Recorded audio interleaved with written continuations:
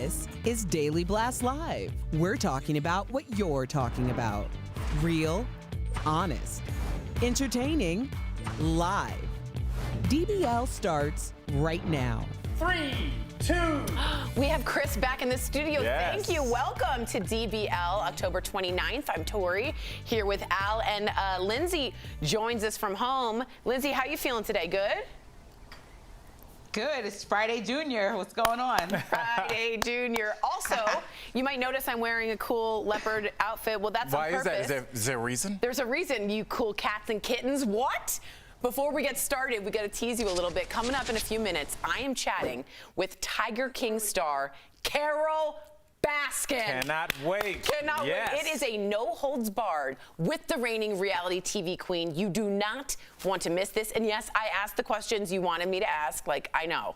So this is it, all right? I'm excited. Tune in for that. It's going to be perfect. No, you had it and then fumbled the ball right at the end. Right at the end zone. Love it. All right. Well, this is it. We're in the home stretch for the election. And get this, the 2020 election is now the most bet-on event in history. So already more than $260 million in wagers have been placed. That's more than the Kentucky Derby or the last Super Bowl. What are the odds? Well, Biden is favored to win at 65%. President Trump's chances are at almost 35%. Now, those odds are a little different, okay, from what the latest polls are saying, which if you look at them, Biden is leading in all but one, with an average of Biden up by about 7.5 points. But after 2016, right, a lot of people, including me, don't trust the polls. But experts say you can trust them this time because they've done a better job reading the president's base, as well as the fact that there are fewer undecided voters this time around. So we got to go to you guys because we're always asking about you. We want to know what you think. Do you trust the polls? And I mean the polls, not, you know, the polls that go out and ask about the voters. As opposed to which other polls? Well, someone wrote in, the only poll I trust is my Polish nurse, Aga. Wow. Larry. I was thinking telephone, maybe? That's a good one, too. So go to dblvote.com to weigh in. Someone named Larry is a good sense of humor. Lindsay, do you trust the polls? Question mark. I think in 2016 it was supposed to be this electoral wipeout, and I think a lot of people just stood by and were kind of confused about all the things the polls told us versus what we actually saw as the outcome. I think it's really going to come down to Pennsylvania and what happens there, but I don't know, because 2016 was so off that I really am just like, we'll see what happens after Election Day. And like we've all been talking about, I don't know if we'll know what's going to happen on Election Day. I think we will. We might find out weeks, if not months later. I think we'll know. I think I'm going to go out and say I think we'll know. But remember, last time in 2016, Hillary was up by about 2.1%, and this time we have Vice President Biden up by 7.5. So there's a difference there in margin of error that I think we should take into account. I think a lot of people will question, like, how can you account for people that didn't vote in 2016, but then saw the Trump presidency and says, I can't believe I didn't vote for this guy, so I'm going to vote in 2020. Or somebody that voted for him in 2016 and was like, I can't believe the job he's done, I'm not going to vote for him. Like, how do you account for people's emotions if you don't directly poll them? I think it's what I'm not asking you to answer that. I'm just saying I think a lot of people would ask that. And it's true. And I think 2016 really messed up when they didn't put a lot of education, what your education level was. They weighted it heavier this year because it turned out to be a big difference in 2016. So let's take a look at the megaphone. 84% of you say no. Wow. Why y'all hating on polls like that? Well, we Because always they talk really- about the fact that none of us on this panel have ever been polled. So, Okay. like, who are these people Yeah, but that they are don't have getting to poll polled? you directly, Lindsay. It's like they just kind of get an Excuse idea. me, yes, my voice Al, matters. This is, to Lindsay's point, Joe, I've never been polled in my life. Who the hell gets polled? Old lifetime political junkies, it's true. Raise your hand out there if you know anyone that's been polled. I don't know. Okay. Peter says We need the cricket sound effect. Peter says I trust the poll averages and trends. This year they'll be more accurate. But Jeffrey says new poll, 14% of Americans believe that pink lemonade comes from pink lemons. I sense the sarcasm. Yeah. I sense it well. Thanks, Peter. Well, let's talk about why the election is so important. The fall surge in coronavirus cases is really heating up. Yesterday, we had more than 81,000 new cases reported. Just take a moment to look at that and understand that's a human being, each of those. A new daily record, more than 40 states now are reporting increasing numbers. In Wisconsin, one of states that has hit the hardest, officials are now telling folks stay home, except when absolutely necessary. But this time, the surge is not just in America, it's in Europe. And now they're shutting back down. Both France and Germany are going back into lockdown, with businesses like bars, restaurants, and theaters closing down. When the holiday season comes up, some countries are taking extreme measures to enforce safety protocols. Get this, I don't know how a lot of people feel about this, but police chiefs in England are saying they will break up holiday celebrations, knocking on doors of people who are not following the rules. Al, how do you take that? What do you feel like? It's like, we wish you a... Yeah, in a weird way, I feel sorry for the police officers. Yeah, that's not easy on them. To have to do that, that is not what you signed up to do. But again, you know, we always show America in snapshots of Americans not following protocol, and that's not great either. But you know what I've seen a lot of? I've seen a lot of strips of bars in Europe wide open, you know, soccer bars where people are packed shoulder to shoulder. And look, this virus doesn't care what language you speak, where you're from. If you don't respect the protocols, it will come back. They said this was going to happen, and here we are. So either we fully accept this lockdown, or, Tori and Lindsay, we kind of have 4 to 6 kind of maybe sort of maybe kind of lockdowns, which is almost worse. Linz, what's your take on this? I don't know, because I was talking to my old boss who is about to retire, and he was telling me that his daughter will not let him come to our home for Thanksgiving, and he's so offended because he wants to take the precautions, wants to get on a plane. And so I understand how tough it is going to be around the holiday season, and to think that police are going to be barging in people's homes and like ripping families apart in the UK, it sounds really extreme. I understand we need to protect ourselves, but I think there have been proven ways that people have been safe for the most part while getting around and with their family. Yeah, I agree. And when people talk about what about the economy, I just want to remind people you can't have an economy if no one's there. You've got to fix the pandemic, in my opinion, before you fix the economy, because it's lives that are being risked. I understand it's tough. I do get it. Businesses are out there and they're struggling, and we're not getting help from government. I totally believe that and write that in. But I do think at some point, I mean, consumer safety is important. Very much so. And I want people to understand that we get that. But I also want people to understand that unless you really take it seriously, this won't go away. It doesn't care. It'll keep coming back and back. So let us know your take on that. And if you're in Europe, write us in. We'd love to hear from you. Now, before we go to break, we want to send our thoughts and prayers. Everyone on the Gulf Coast, we are thinking of you. Hurricane Zeta made landfall in Louisiana yesterday as a Category 2 storm. At least 2 people have died, and now nearly 2 million are without power. It's heading up the East Coast now as a tropical storm, and I know we have a ton of viewers down there in areas that have been affected. We just really want to say, we here at DBL, we are thinking of you. We're hoping from the best. We know a lot's going on right now. There's a lot in the world going on. There's full moons, there's daylight savings, there's Halloween, there's pandemics, and now this. Just know we are thinking of you, and we got your back. Lindsay, don't go away. Coming up on DBL, Nothing's Off Limits with Tiger King's breakout star Carol Baskin. It's the interview you've been asking for, and we've got it. Plus, there's a new reality show all about mama's boys. I'm so turned off. I've watched this show. This is disgusting. When does the bond between mother and son go a bit too far? Already it's too far. Don't go away. Why are they looking at lingerie? You'll find out. Oh, God.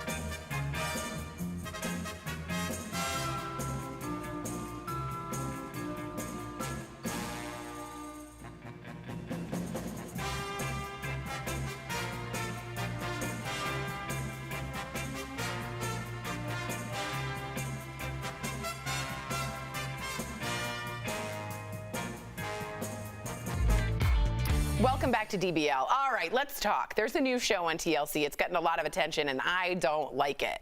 I Love a Mama's Boy looks at the lives of men who have a really close relationship with their moms. So close, one even invited mom along to go lingerie shopping for his girlfriend. Let's take a creepy look. Well, my son wants to get something beautiful for his girlfriend with a little bit of razzle-dazzle for Valentine's Day. I was hoping that you could help us. I've been in business for 13 years. I do not have a lot of mothers and sons shopping for lingerie at my store. If you thought that was awkward, take a look at this scene of a mom waking up her son and his girlfriend in bed.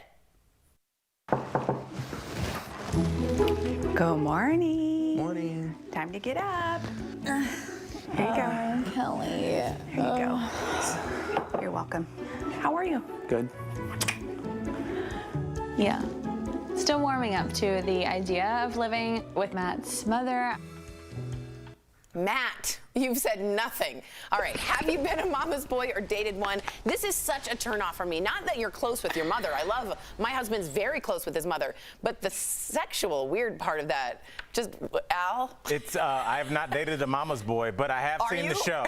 I'm not. Okay. You know, and I've seen the show, and it is very weird. First of all, the thing that's strange is they openly have disdain for the girlfriends. It's not like I can, the mothers. It's not like I can take or leave them, Lindsay. It's like I am barely tolerating your presence. Wow. And it's such a weird thing. Like one of the guys lets the mom come to the Valentine's Day dinner as 3. I mean, Lindsay, explain this to me. I don't know. Tell us about the razzle dazzle. Yes. Listen, I appreciate that somebody's mom or somebody's girlfriend or partner gets along with somebody's mom. That's very important. But I don't understand all this extra stuff like we're making decisions all together, because you know what happens when you go lingerie shopping? That's number one. Then number 2, they're making decisions on what house you buy. Next thing, they're deciding on where your kids go to school. Like, it's just too much. Lindsay, Like, Lindsay, they have done that with the house you buy. The mom bought a house on her property, and they live in Like the a back compound? in a tinier house. Yes, Lindsay, that No, face. come on. They live in a small house right behind their mom. Like they almost touch doors. It's I don't very understand weird. how you're like okay in that kind of relationship. It's the idea. Go ahead. I know it's the idea that a mom never thinks anybody's good enough for her son, but like, come on now. Like, if he's gonna marry or be with somebody seriously, you're gonna have to like give a little space to be. I like the come on now. We just got someone who wrote I threw up in my mouth 10 times just now. Someone also says, I have a mama boy. This is Brandy Sprong. Granted, he's only 6, but I would never do that. You bait and switched us, Brandy. And someone just said, oh, hell no. Yeah. Whoever said that, watch the show. Marquita, we just showed like a little bit. It's crazy. Well, I'm not interested. Coming up, DBL Nation, it's the interview you've all been waiting for. Is it with me? It's not at all. You're not involved in any way, shape, or form. Tiger King star Carol Baskin, she holds nothing back. Coming up next. Stay tuned.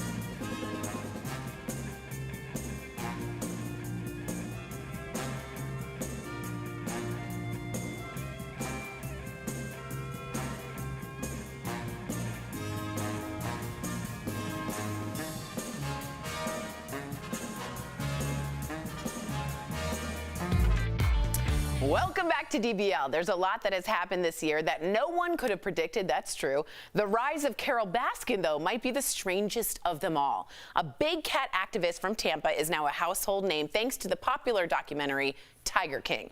Well, earlier, I spoke with Carol about how her life has changed in many ways she never expected. So, without further ado, here's part one of that interview, right meow, in today's Chatting with the Stars.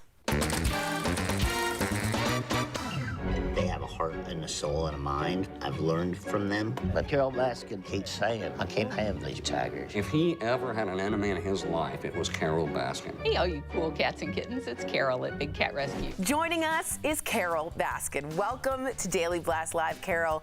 You just made an announcement, actually, that you identify as bisexual, and that made huge news. I wanted to know if there's a reason you decided to make this part of your life public. Well, first of all, hey, all you cool cats and kittens. Yes! You know, second, here we are. Mother Nature has sent us all to our rooms to reconsider our relationship with wildlife.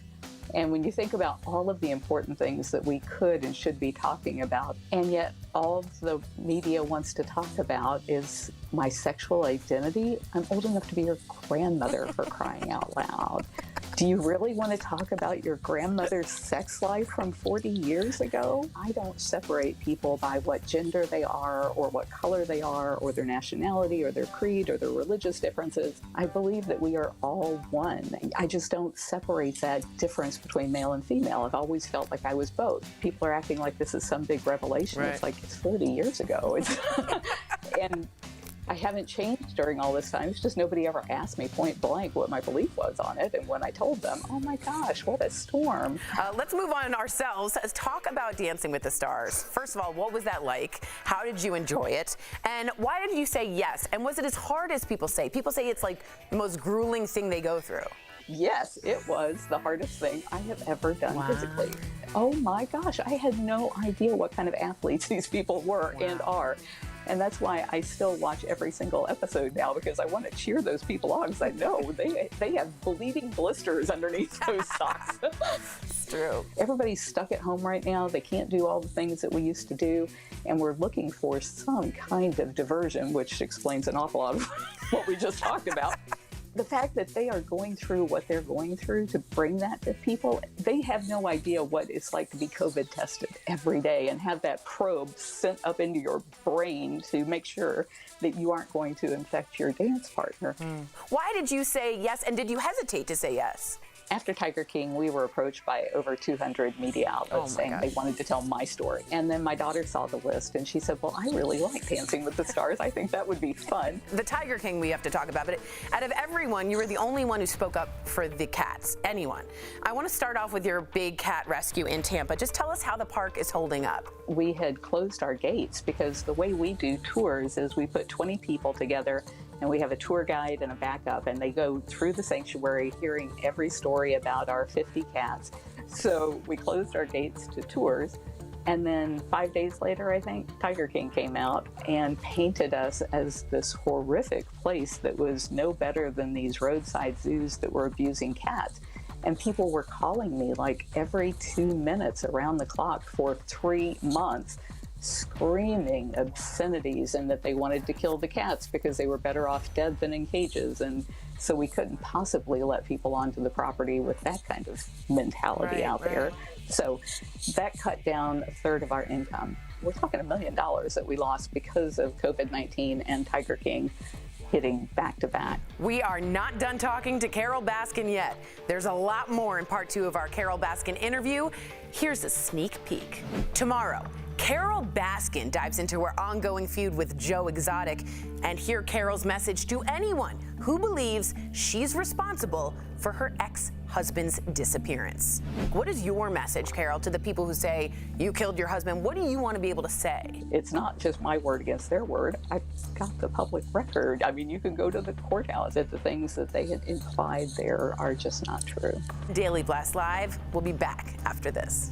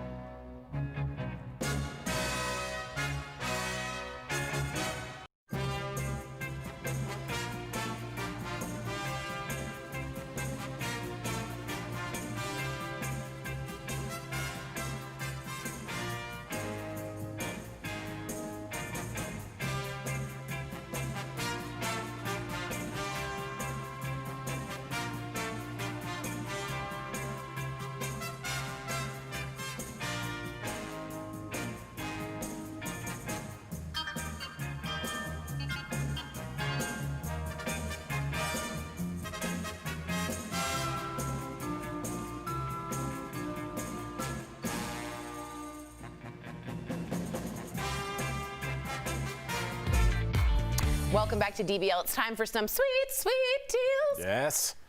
Earlier, Steph showed me some amazing products at even better prices. Here is this week's DBL Deal Blast presented by MorningSave.com.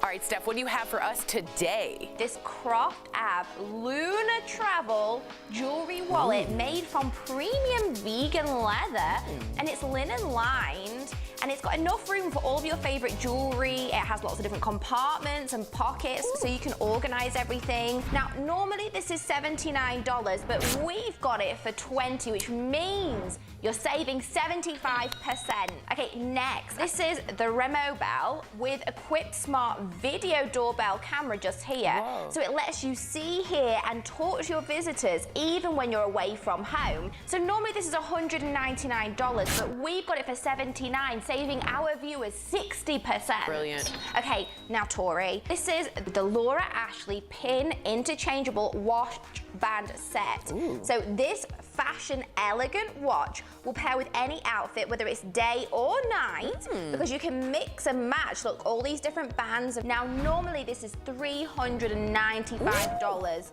but we've got it for $25, which means you're saving 94%. Oh my gosh, and it had a pretty hefty price tag, $395, and then we're giving it, I feel like we're giving it away for $25. Take it. Last Tory, but not least, it's the 2-pack Stelly Iron No Touch antimicrobial keys. So these simple yet effective hygiene keys are made of brass, and they open door handles, they can press keypad buttons. Now, normally these are $30, but we've got them for $12, saving 60%. Thank you so much, Steph. Head on over to morningsave.com to snag these amazing deals at the lowest prices. You can even visit morningsave.com on your smartphone. Thank you so much, Steph. Little touch things, huh? Yeah, I like that. All right, we got comments, all right? This is all about Mama's Boy. Tina writes in, I dated a Mama's Boy once. He brought her along on our first date. He called her his chaperone. There wasn't a second. Wow. Oh, Joy says that show's going to be my new binge, and Veronica says 2 words, Norman Bates. It is a little Norman weird. Batesy. Every relationship, you're like, this is just weird. Lindsay, have you seen the show? Yeah, no, I haven't seen this show yet, but I'm gonna watch it just so I can tell Colin what I'm not gonna accept.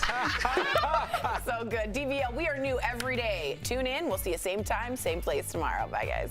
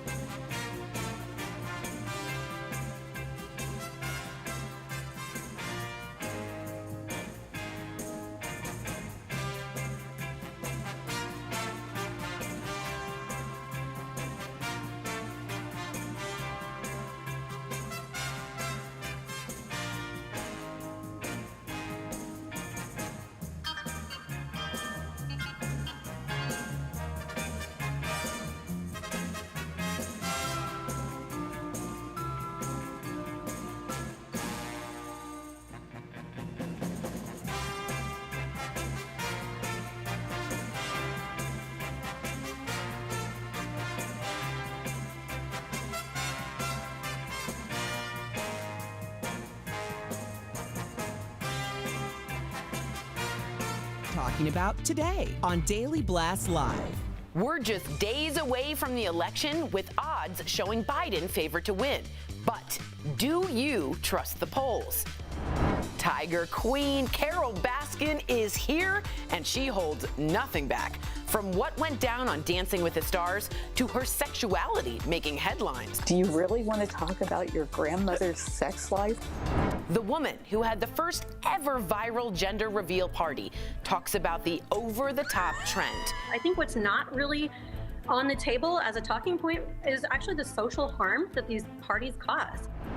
And a new reality show reveals bizarre mother-son relationships, the cringy lingerie shopping moment that has people talking. What are your thoughts? Yeah, that's certainly spicy. Real, honest, entertaining, live. Hey, all you cool cats and kittens. DBL starts now.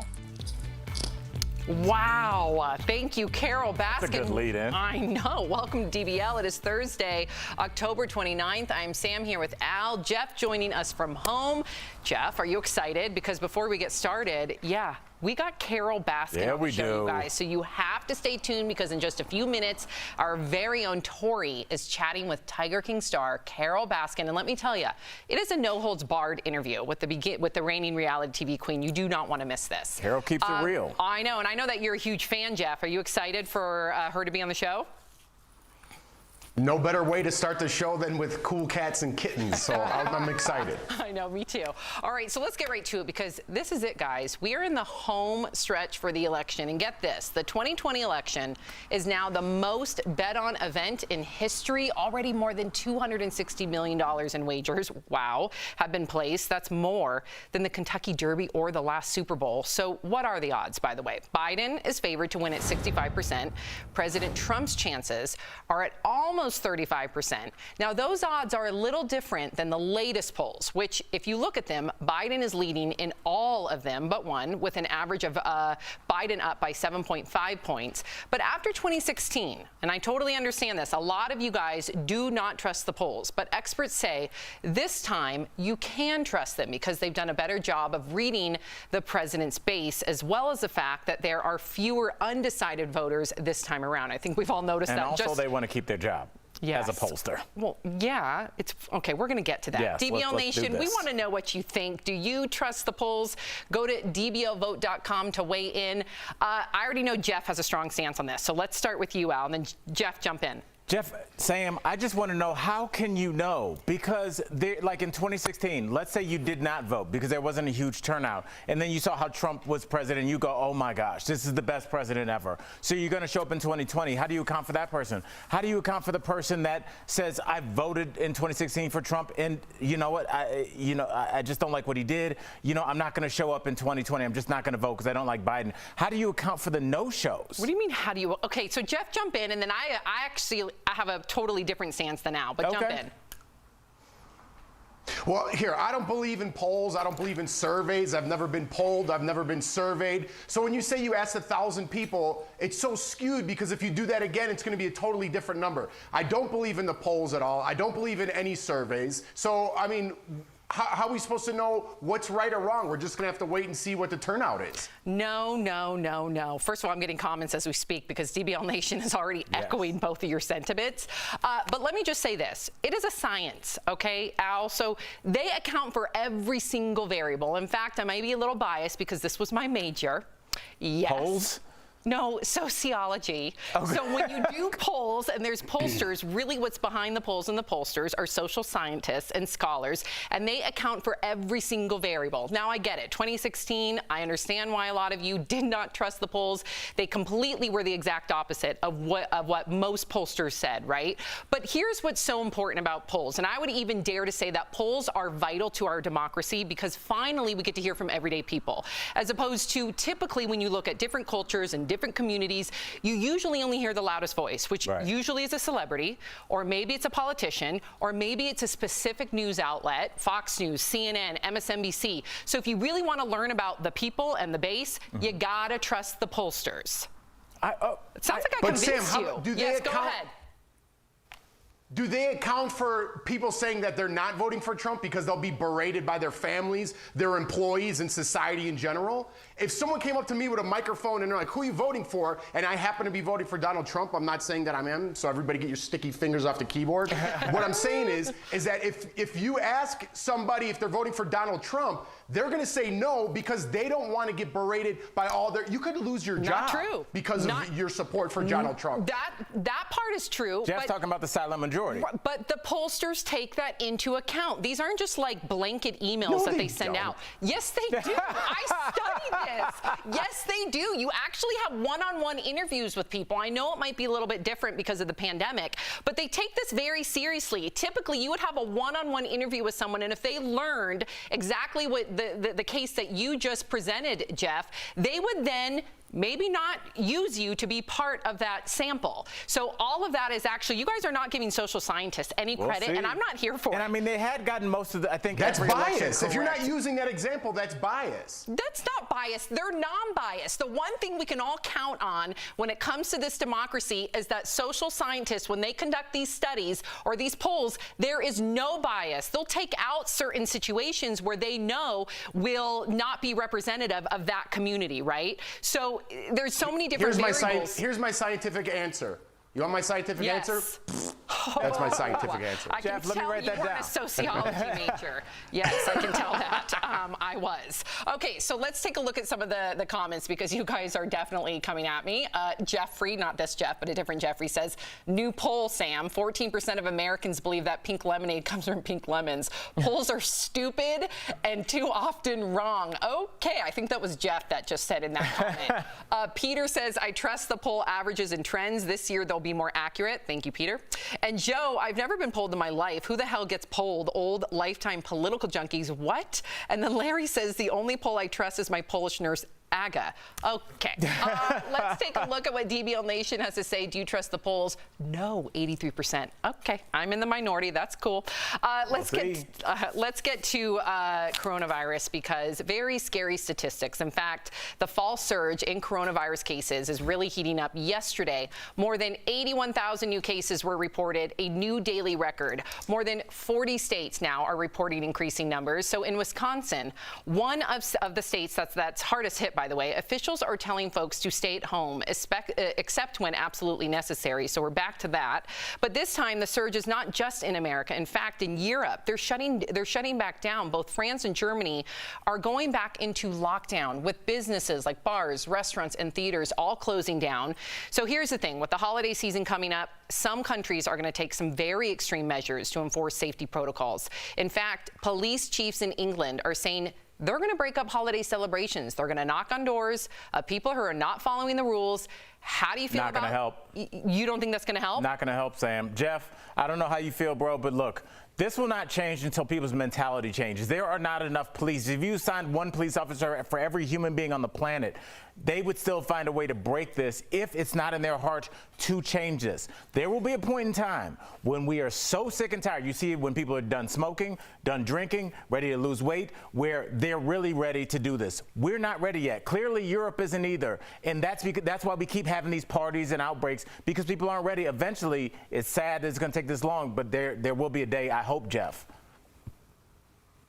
Yeah, well, listen, I think any repercussion, one of the biggest things is fear, right? You fear what might happen to you, what might happen to your health. I don't think people fear this virus. They're thinking that they could just get over it. People think they could just go on their whole lives and smoke cigarettes. They're not fearing the repercussions of what could happen. So to tell you the truth, I think it's just going to get worse unless we start shutting things down, which I'm totally against. Yeah. What do you, really quickly, Jeff, what do you think about breaking up small gatherings? It's impossible to police, like Al said. It's impossible to police right now, and especially with the way society is, with the police department, them knocking on your door, telling you to break up a little party. I mean, it's not even worth their time or the repercussions of the society, in fact. Got it. All right, Jeff, stick around. You guys coming up. You gotta watch this. Nothing. And when I say nothing, nothing's off limits with Tiger King's breakout star Carol Baskin. Tori's got the interview that you've been asking for. You cannot miss it. Plus, can too much positivity actually be a negative thing? Why the glass half full mentality isn't always the best. And later, a new reality show all about Mama's Boys? And is that lingerie that I'm looking at? Yes. When does that bond between mother and son go a bit too far? Yikes. We'll be right back.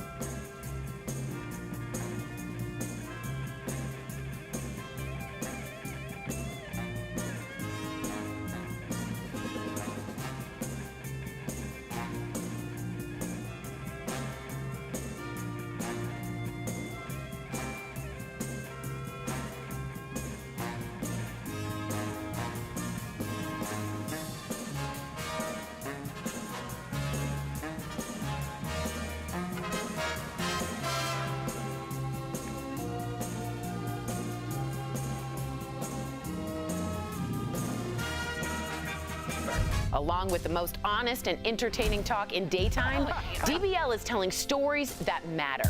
In a way, you're kind of admitting that you are not proud or happy with yourself. From a woman who began bleaching her skin as a teenager to a model who made the choice to amputate both of her legs. We are so proud of you. Tiger King's Carol Baskin answers the questions everyone wants to know. Oh my God. Well, you know, there was like a hitman that was hired to kill me. And nothing's off limits with Nancy Grace. Guess what, little girl? You're gonna be charged with murder too. In DBL's True Crime Chronicles, the origin story of the Amber Alert.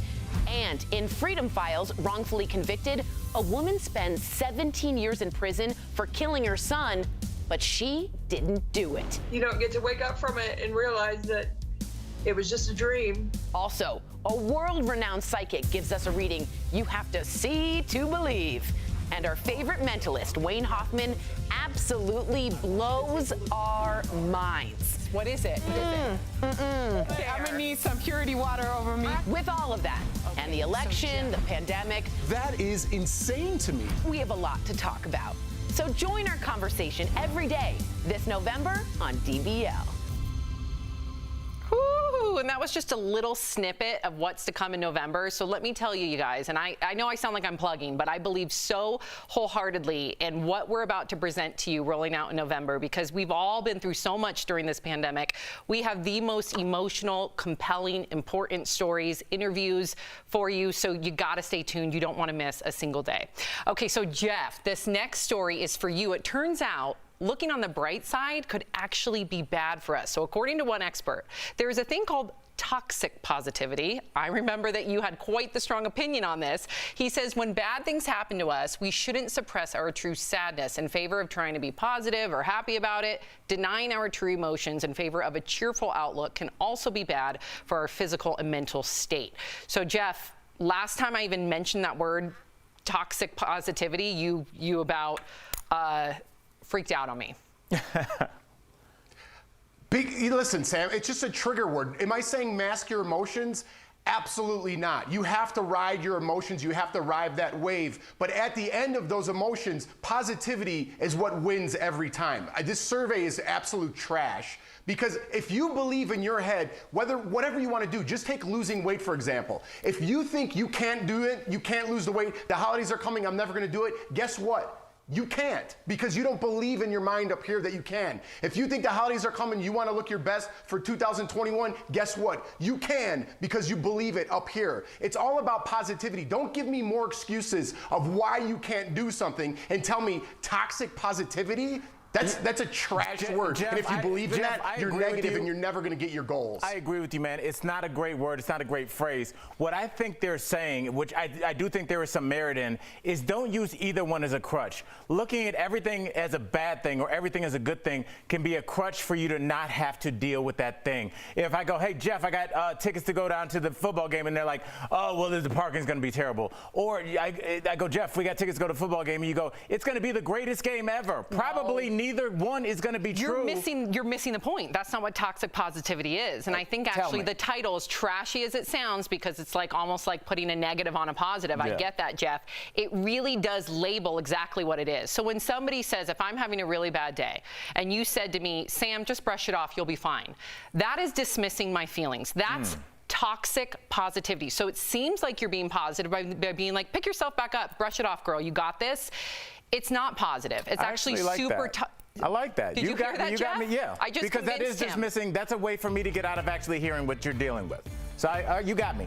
Sam, what do you want me to say? 2 points for me today. What are you supposed to say to somebody who says that to you? You say, listen, I know we got to go. We got to give more time. But listen, we'll talk about it again later, I'm sure.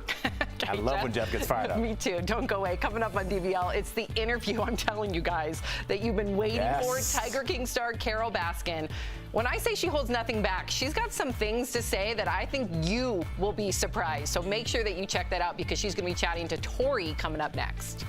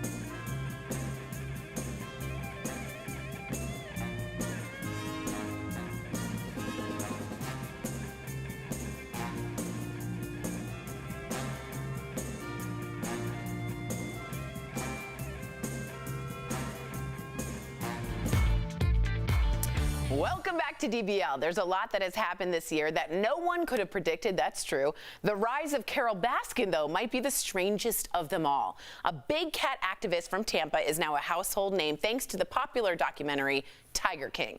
Well, earlier, I spoke with Carol about how her life has changed in many ways she never expected. So, without further ado, here's part one of that interview, right meow, in today's Chatting with the Stars.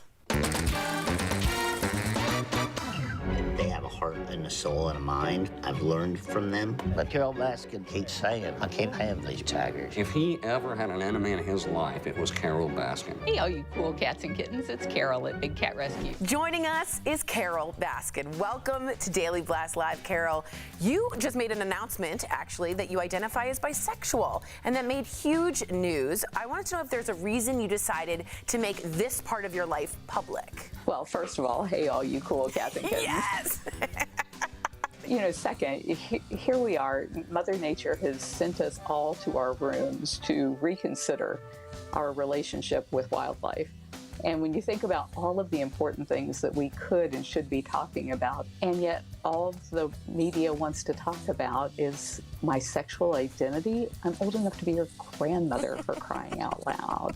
Do you really want to talk about your grandmother's sex life from 40 years ago? I don't separate people by what gender they are or what color they are or their nationality or their creed or their religious differences. I believe that we are all one. I just don't separate that difference between male and female. I've always felt like I was both. People are acting like this is some big revelation. Right. It's like it's 40 years ago. And I haven't changed during all this time. It's just nobody ever asked me point blank what my belief was on it. And when I told them, oh my gosh, what a storm. Let's move on ourselves. Let's talk about Dancing with the Stars. First of all, what was that like? How did you enjoy it? And why did you say yes? And was it as hard as people say? People say it's like the most grueling thing they go through. Yes, it was the hardest thing I have ever done physically. Oh my gosh, I had no idea what kind of athletes these people were and are. And that's why I still watch every single episode now, because I want to cheer those people on, because I know they have bleeding blisters underneath those socks.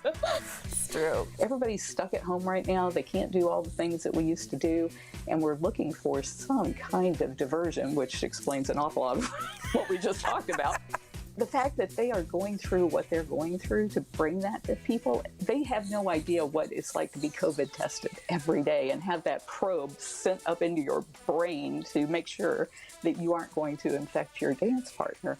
Why did you say yes, and did you hesitate to say yes?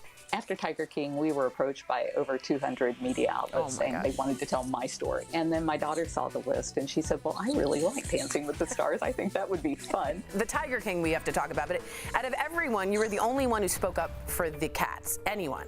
I want to start off with your big cat rescue in Tampa. Just tell us how the park is holding up. We had closed our gates because the way we do tours is we put 20 people together and we have a tour guide and a backup, and they go through the sanctuary hearing every story about our 50 cats.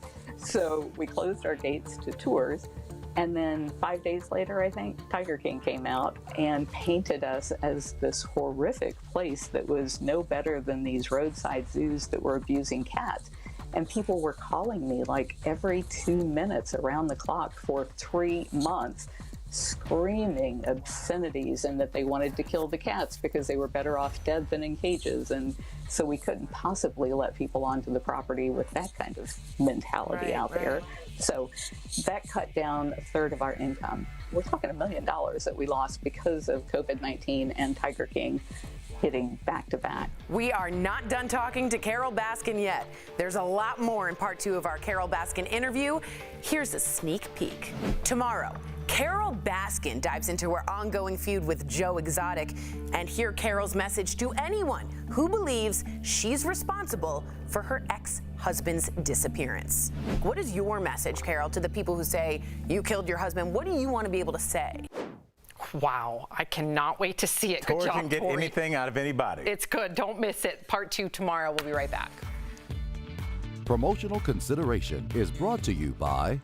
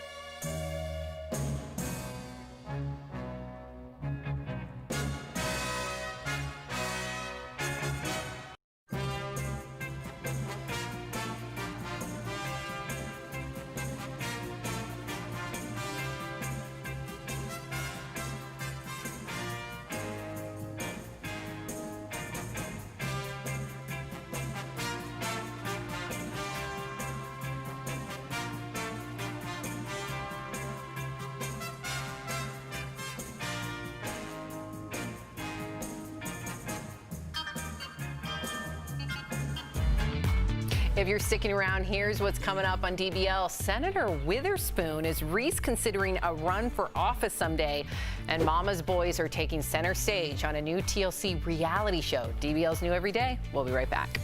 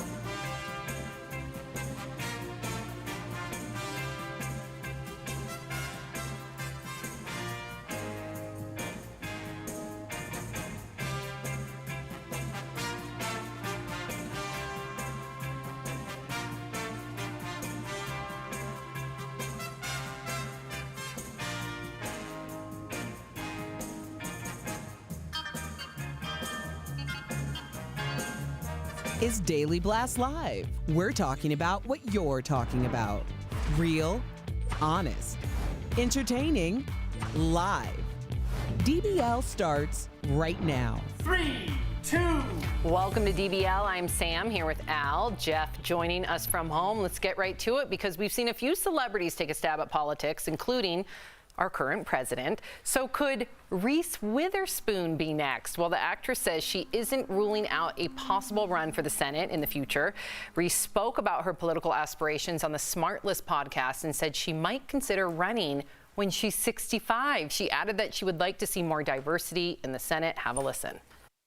I think we need better representation and balance, too. I mean, women are 50% of the population, but we're not 50% of the representation in government, which is bizarre, particularly when they're adjudicating over our bodies. And the lack of representation of people of color who make up a large, almost majority of this country. It's true. What about balance? In fact, my sister and I were just talking about this last night, not Reese Witherspoon, who I give my full endorsement, by the way, that we're sick and tired of old white men making decisions for us. Jeff?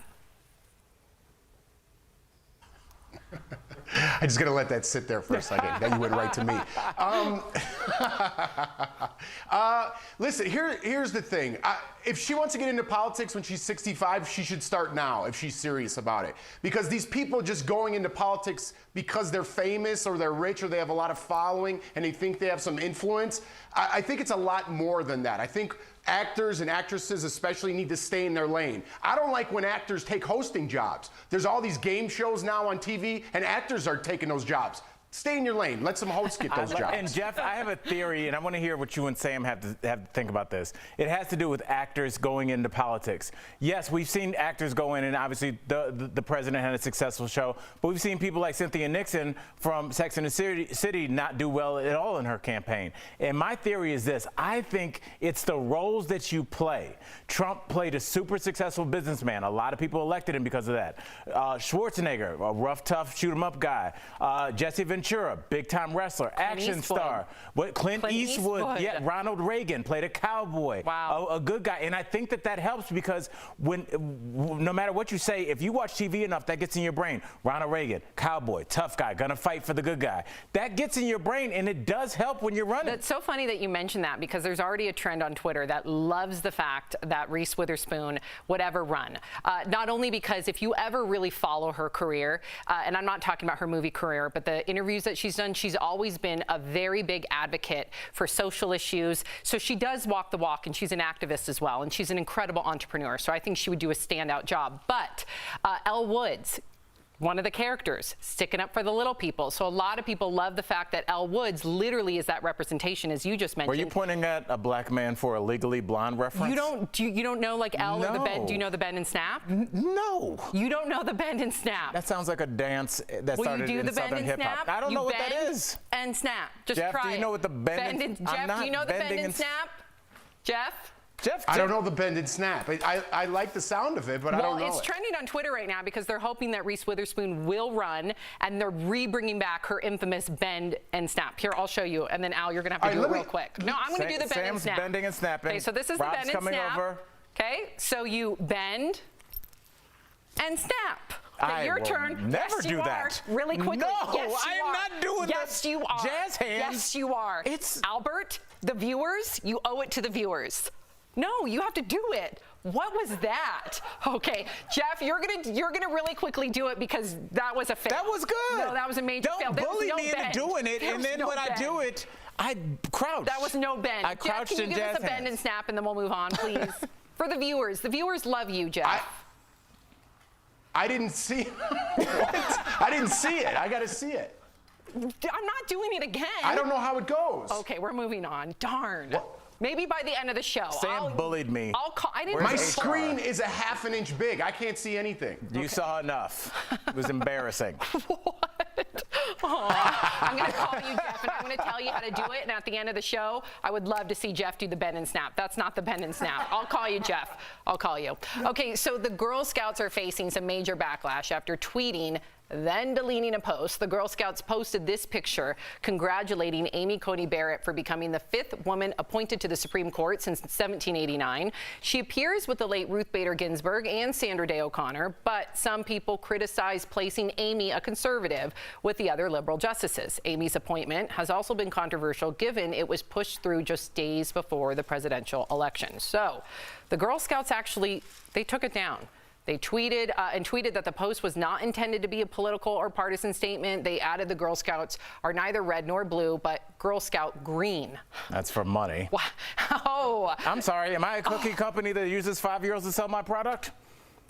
The Girl Scouts do teach a lot of discipline. Okay? Unpaid employees. Okay, Jeff, do you think that the Girl Scouts should have deleted the post? And then just jump in, Al. I'm going to sit this one back a little bit.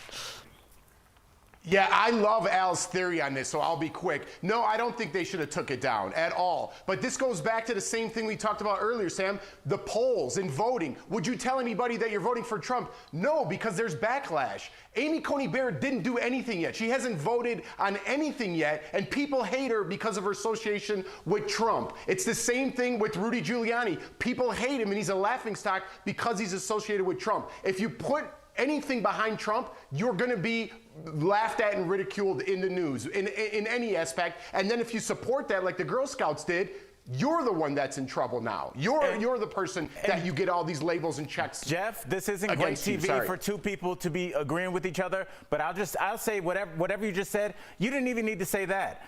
We have a new female Supreme Court justice. You can congratulate her. You should not have to explain it as you just did. No matter how I feel or how you feel or how Sam feels, you can congratulate her. That is a major accomplishment.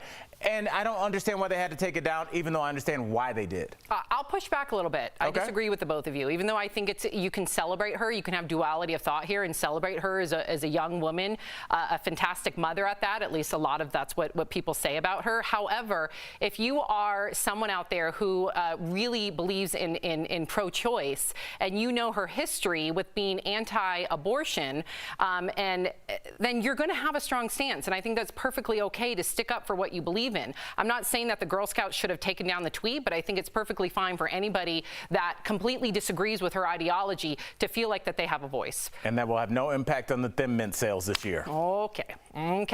There is a new show on TLC that's getting a lot of attention, you guys. I can't believe this is a thing. It's called I Love a Mama's Boy.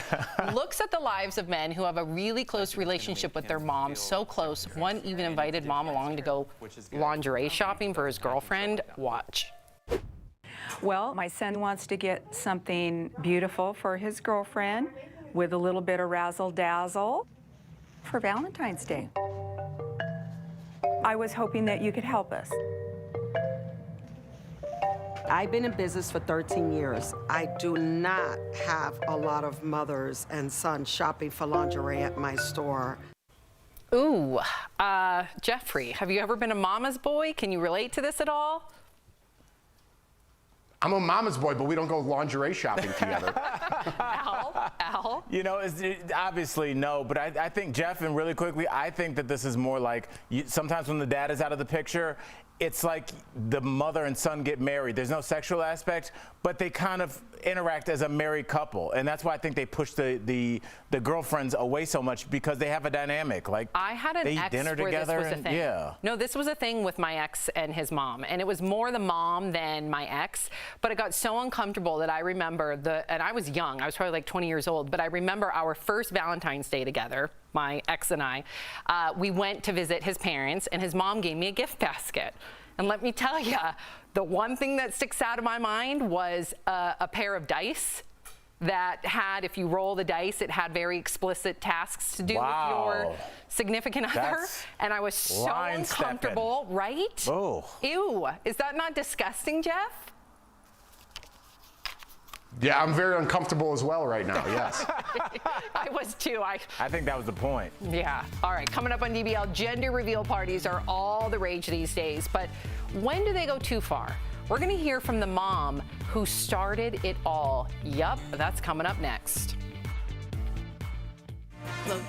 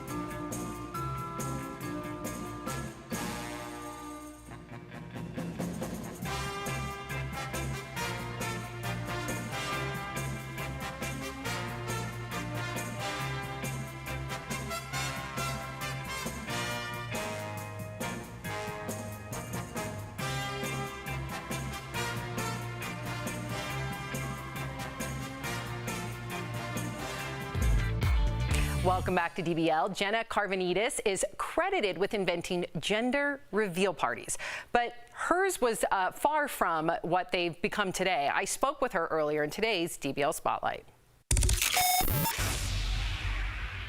For expecting parents, finding out their baby's gender can be a precious family moment. But since the creation of Pinterest-worthy gender reveal parties over a decade ago, they've evolved into over-the-top productions that blur the line between clickbait and downright foolishness. A gunshot at a gender reveal party sparked the $8 million fire.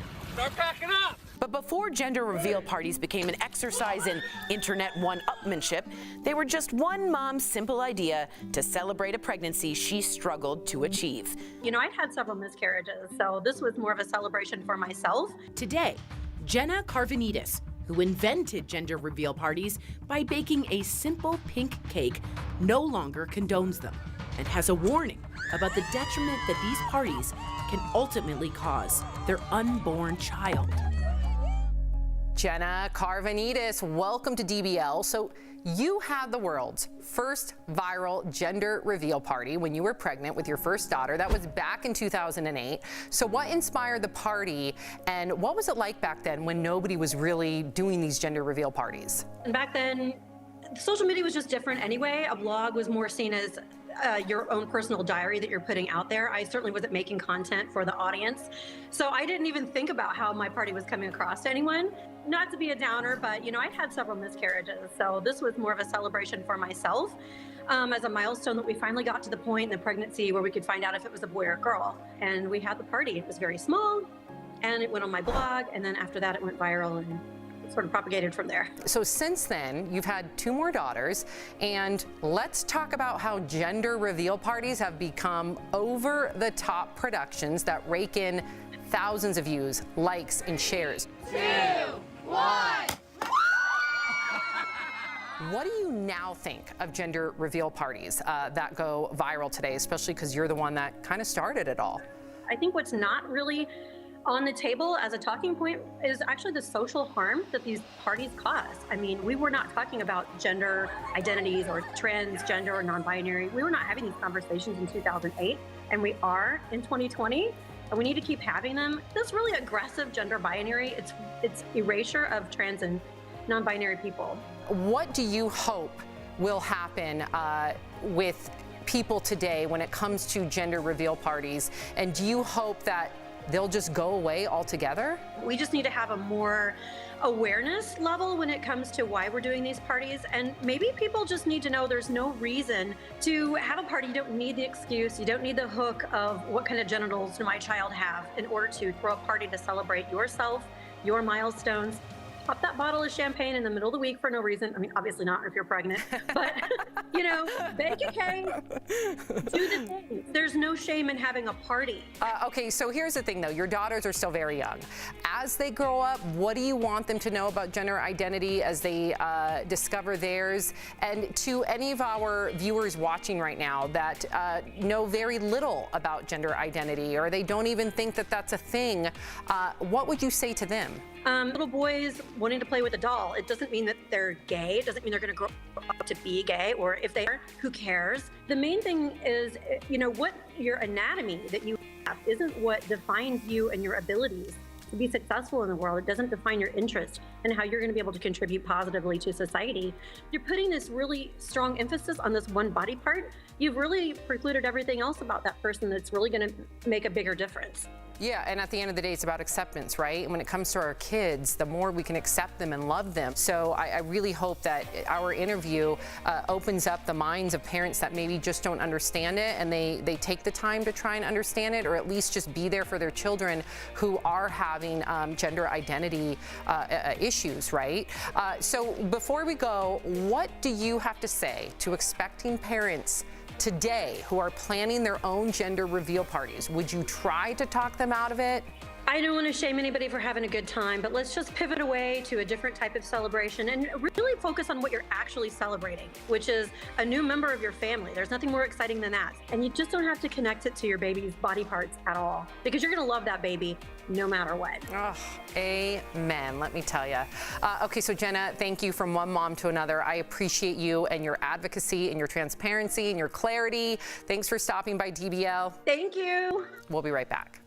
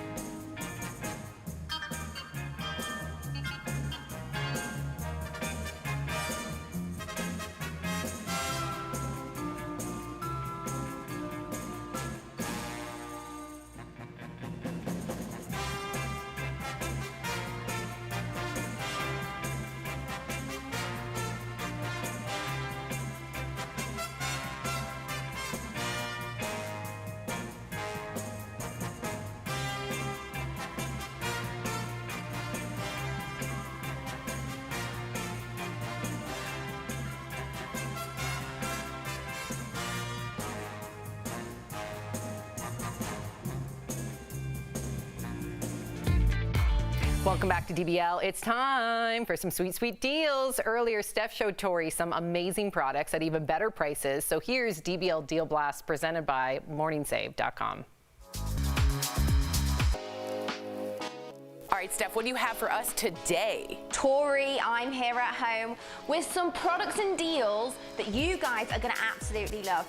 Now, Tori, if you're like me, keeping your jewelry organized can be difficult and messy, but not anymore with this Croft Ab Lunar Travel jewelry wallet made from premium vegan leather, and it's linen lined, and it's got enough room for all of your favorite jewelry. It has lots of different compartments and pockets so you can organize everything. It fits in your purse, and it comes in a multitude of colors. Now, normally this is $79, but we've got it for $20, which means you're saving 75%. This is brilliant. My necklaces are in one big ball, so this is excellent for me. I will be getting this. Yeah, it's terrible. And honestly, the quality of this is fantastic. The vegan leather, what a nice, I like that. It's gorgeous. Yeah. Okay, next, I've got something that's gonna help you with your deliveries when you're away from home. So this is the Remo Bell with equipped smart video doorbell camera just here. Whoa. So it lets you see, hear, and talk to your visitors even when you're away from home. And it's got high quality full HD video, and the best bit, Tori, is that it even has night vision. Really fancy. So normally this is $199, but we've got it for $79, saving our viewers 60%. Brilliant, brilliant. And everyone's getting deliveries. Porch Pirates at a new high. Guys, this is a winner. That's also a winner. They really are. Especially coming up to the holiday season, and if you've got gifts, you know, that you're saving for your family and supplies and things like that, you know, you don't want to risk those kinds of things, and safety is paramount. So I love this. Brilliant, brilliant, and needed. Oh yes.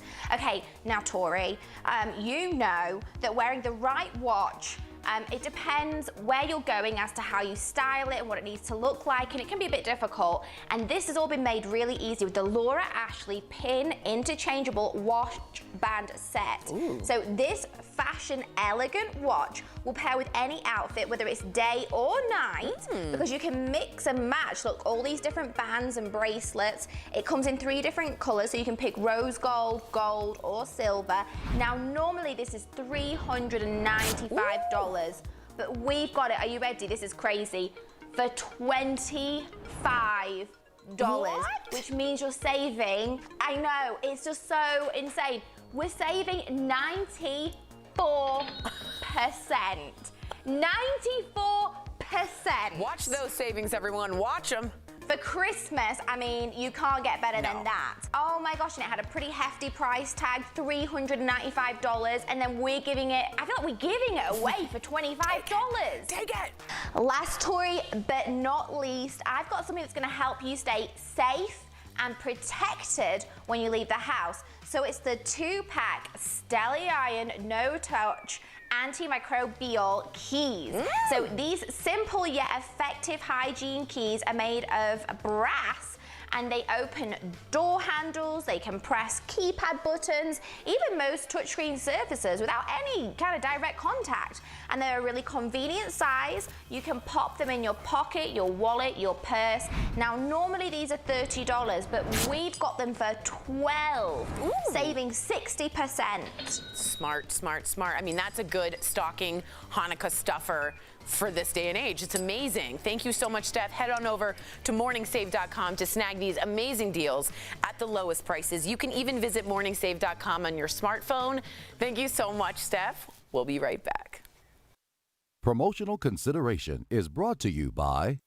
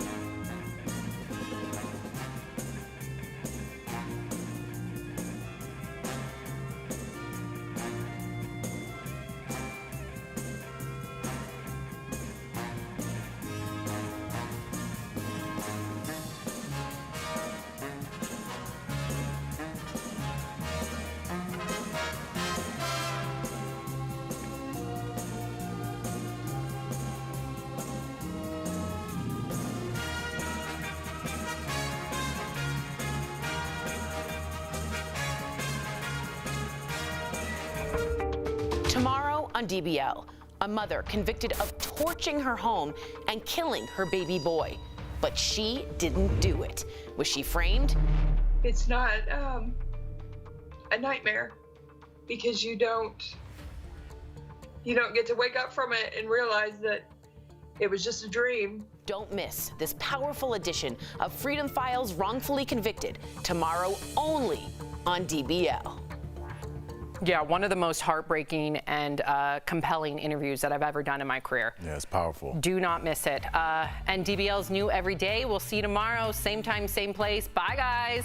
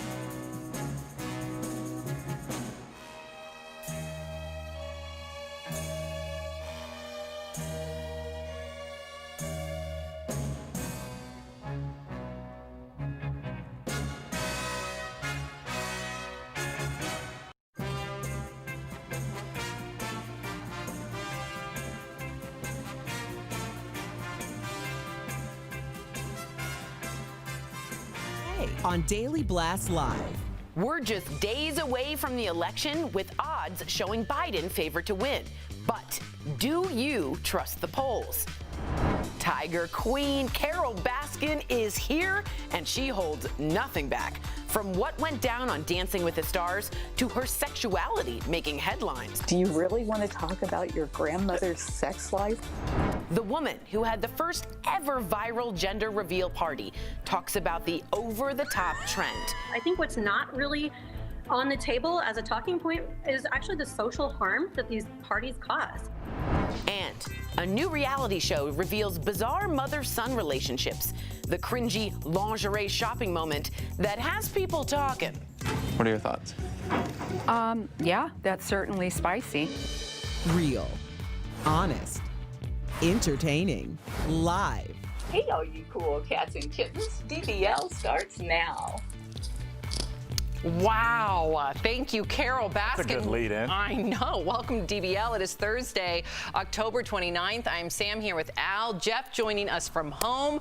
Jeff, are you excited? Because before we get started, we got Carol Baskin on the show, you guys. So you have to stay tuned because in just a few minutes, our very own Tori is chatting with Tiger King star Carol Baskin. And let me tell you, it is a no-holds-barred interview with the reigning reality TV queen. You do not want to miss this. Carol keeps it real. I know, and I know that you're a huge fan, Jeff. Are you excited for her to be on the show? No better way to start the show than with cool cats and kittens, so I'm excited. I know, me too. All right, so let's get right to it because this is it, guys. We are in the home stretch for the election, and get this, the 2020 election is now the most bet-on event in history. Already more than $260 million in wagers, wow, have been placed. That's more than the Kentucky Derby or the last Super Bowl. So what are the odds, by the way? Biden is favored to win at 65%. President Trump's chances are at almost almost 35%. Now, those odds are a little different than the latest polls, which, if you look at them, Biden is leading in all of them but one, with an average of Biden up by 7.5 points. But after 2016, and I totally understand this, a lot of you guys do not trust the polls, but experts say this time you can trust them because they've done a better job of reading the president's base, as well as the fact that there are fewer undecided voters this time around. I think we've all noticed and that. And also they want to keep their job. Yes. As a pollster. Well, yeah, it's okay. We're going to get to that. Yes, DBL let's Nation, we want to know what you think. Do you trust the polls? Go to dblvote.com to weigh in. I already know Jeff has a strong stance on this, so let's start with you, Al, and then Jeff, jump in. Jeff, Sam, I just want to know, how can you know? Because like in 2016, let's say you did not vote because there wasn't a huge turnout, and then you saw how Trump was president, and you go, oh my gosh, this is the best president ever. So you're going to show up in 2020. How do you account for that person? How do you account for the person that says, I voted in 2016 for Trump, and you know what, I just don't like what he did. I'm not going to show up in 2020. I'm just not going to vote because I don't like Biden. How do you account for the no-shows? What do you mean, how do you? Okay, so Jeff, jump in, and then I have a totally different stance than Al, but jump in. Well, here, I don't believe in polls. I don't believe in surveys. I've never been polled. I've never been surveyed. So when you say you asked 1,000 people, it's so skewed because if you do that again, it's going to be a totally different number. I don't believe in the polls at all. I don't believe in any surveys. So, I mean, how are we supposed to know what's right or wrong? We're just going to have to wait and see what the turnout is. No. First of all, I'm getting comments as we speak because DBL Nation is already echoing both of your sentiments. But let me just say this. It is a science, okay, Al? So they account for every single variable. In fact, I might be a little biased because this was my major. Yes. Polls? No, sociology. Okay. So when you do polls and there's pollsters, really what's behind the polls and the pollsters are social scientists and scholars, and they account for every single variable. Now, I get it. 2016, I understand why a lot of you did not trust the polls. They completely were the exact opposite of what most pollsters said, right? But here's what's so important about polls, and I would even dare to say that polls are vital to our democracy because finally we get to hear from everyday people, as opposed to typically when you look at different cultures and different communities, you usually only hear the loudest voice, which usually is a celebrity, or maybe it's a politician, or maybe it's a specific news outlet, Fox News, CNN, MSNBC. So if you really want to learn about the people and the base, you gotta trust the pollsters. It sounds like I convinced you. Yes, go ahead. Do they account for people saying that they're not voting for Trump because they'll be berated by their families, their employees, and society in general? If someone came up to me with a microphone and they're like, who are you voting for? And I happen to be voting for Donald Trump, I'm not saying that I am, so everybody get your sticky fingers off the keyboard. What I'm saying is that if you ask somebody if they're voting for Donald Trump, they're going to say no because they don't want to get berated by all their... You could lose your job because of your support for Donald Trump. That part is true. Jeff's talking about the silent majority. But the pollsters take that into account. These aren't just like blanket emails that they send out. Yes, they do. I studied this. Yes, they do. You actually have one-on-one interviews with people. I know it might be a little bit different because of the pandemic, but they take this very seriously. Typically, you would have a one-on-one interview with someone, and if they learned exactly what the case that you just presented, Jeff, they would then maybe not use you to be part of that sample. So all of that is actually, you guys are not giving social scientists any credit, and I'm not here for it. And I mean, they had gotten most of the, I think that's bias. If you're not using that example, that's bias. That's not bias. They're non-biased. The one thing we can all count on when it comes to this democracy is that social scientists, when they conduct these studies or these polls, there is no bias. They'll take out certain situations where they know will not be representative of that community, right? So there's so many different variables. Here's my scientific answer. You want my scientific answer? That's my scientific answer. I can tell you weren't a sociology major. Yes, I can tell that. I was. Okay, so let's take a look at some of the comments because you guys are definitely coming at me. Jeffrey, not this Jeff, but a different Jeffrey says, new poll, Sam, 14% of Americans believe that pink lemonade comes from pink lemons.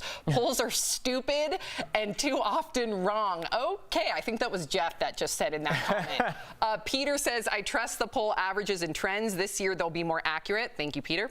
And Joe, I've never been polled in my life. Who the hell gets polled? Old lifetime political junkies. What? And then Larry says, the only poll I trust is my Polish nurse AGA. Okay. Let's take a look at what DBL Nation has to say. Do you trust the polls? No, 83%. Okay, I'm in the minority. That's cool.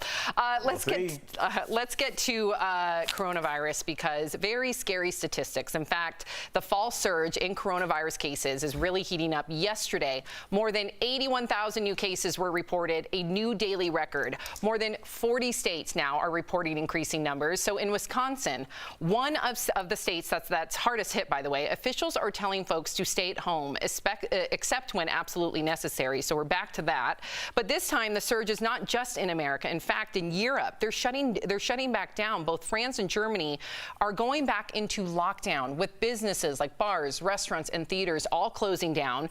So here's the thing. With the holiday season coming up, some countries are going to take some very extreme measures to enforce safety protocols. In fact, police chiefs in England are saying they're going to break up holiday celebrations. They're going to knock on doors of people who are not following the rules. How do you feel about it? Not going to help. You don't think that's going to help? Not going to help, Sam. Jeff, I don't know how you feel, bro, but look, this will not change until people's mentality changes. There are not enough police. If you assigned one police officer for every human being on the planet, they would still find a way to break this if it's not in their heart to change this. There will be a point in time when we are so sick and tired. You see it when people are done smoking, done drinking, ready to lose weight, where they're really ready to do this. We're not ready yet. Clearly, Europe isn't either. And that's why we keep having these parties and outbreaks, because people aren't ready. Eventually, it's sad that it's going to take this long, but there will be a day, I hope, Jeff.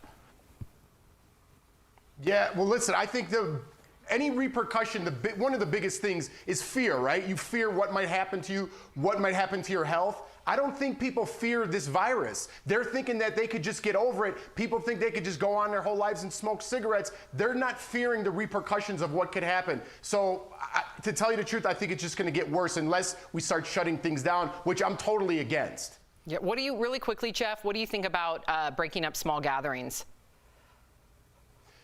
It's impossible to police, like Al said. It's impossible to police right now, and especially with the way society is, with the police department, them knocking on your door, telling you to break up a little party. I mean, it's not even worth their time or the repercussions of the society, in fact. Got it. All right, Jeff, stick around. You guys coming up. You gotta watch this. Nothing. And when I say nothing, nothing's off limits with Tiger King's breakout star Carol Baskin. Tori's got the interview that you've been asking for. You cannot miss it. Plus, can too much positivity actually be a negative thing? Why the glass half full mentality isn't always the best. And later, a new reality show all about Mama's boys? And is that lingerie that I'm looking at? Yes. When does that bond between mother and son go a bit too far? Yikes. We'll be right back.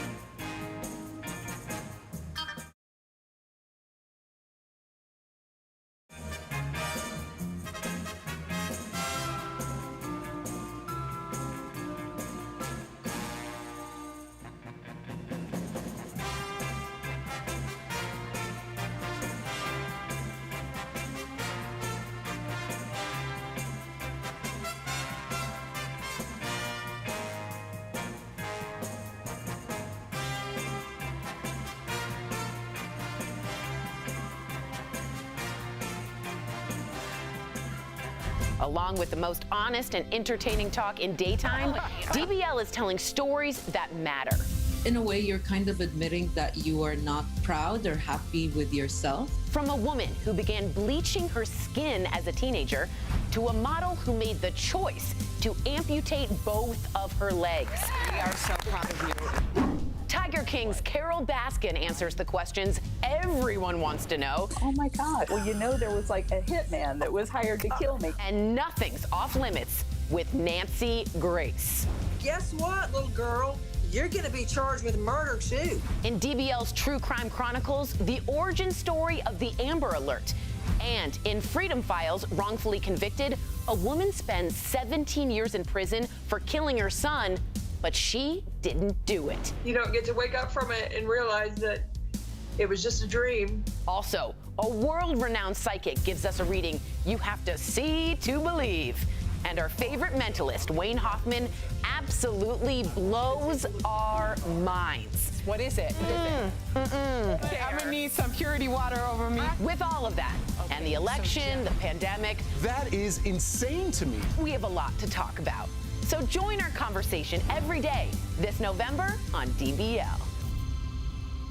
Woo, and that was just a little snippet of what's to come in November. So let me tell you, you guys, and I know I sound like I'm plugging, but I believe so wholeheartedly in what we're about to present to you rolling out in November, because we've all been through so much during this pandemic. We have the most emotional, compelling, important stories, interviews for you. So you got to stay tuned. You don't want to miss a single day. Okay, so Jeff, this next story is for you. It turns out looking on the bright side could actually be bad for us. So according to one expert, there is a thing called toxic positivity. I remember that you had quite the strong opinion on this. He says when bad things happen to us, we shouldn't suppress our true sadness in favor of trying to be positive or happy about it. Denying our true emotions in favor of a cheerful outlook can also be bad for our physical and mental state. So Jeff, last time I even mentioned that word, toxic positivity, you about freaked out on me. Listen, Sam, it's just a trigger word. Am I saying mask your emotions?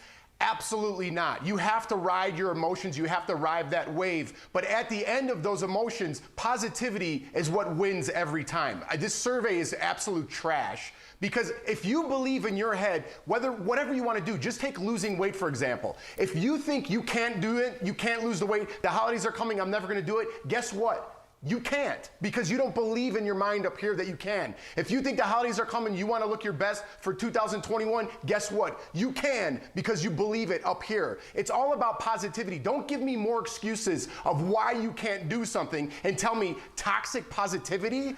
That's a trash word. Jeff, and if you believe in that, you're negative and you're never going to get your goals. I agree with you, man. It's not a great word. It's not a great phrase. What I think they're saying, which I do think there is some merit in, is don't use either one as a crutch. Looking at everything as a bad thing or everything as a good thing can be a crutch for you to not have to deal with that thing. If I go, hey, Jeff, I got tickets to go down to the football game, and they're like, oh, well, the parking's going to be terrible. Or I go, Jeff, we got tickets to go to the football game, and you go, it's going to be the greatest game ever. Probably neither one is going to be true. You're missing the point. That's not what toxic positivity is. And I think actually the title, as trashy as it sounds, because it's like almost like putting a negative on a positive. Yeah. I get that, Jeff.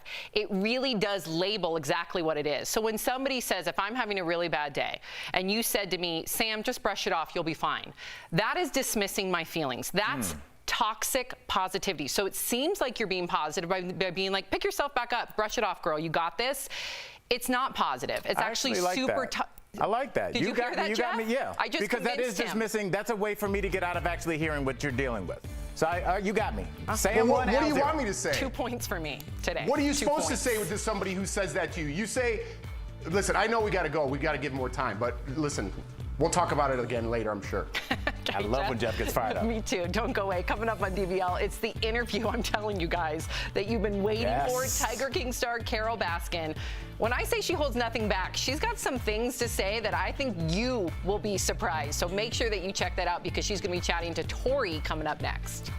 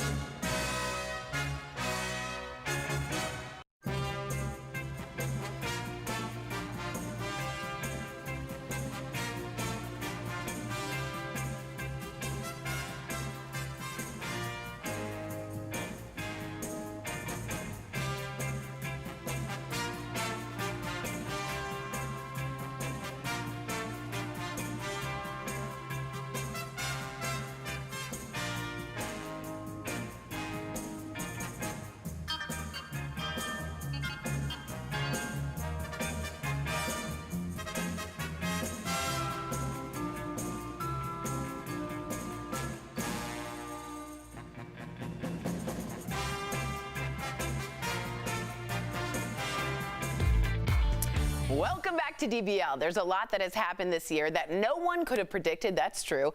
The rise of Carol Baskin, though, might be the strangest of them all. A big cat activist from Tampa is now a household name thanks to the popular documentary Tiger King.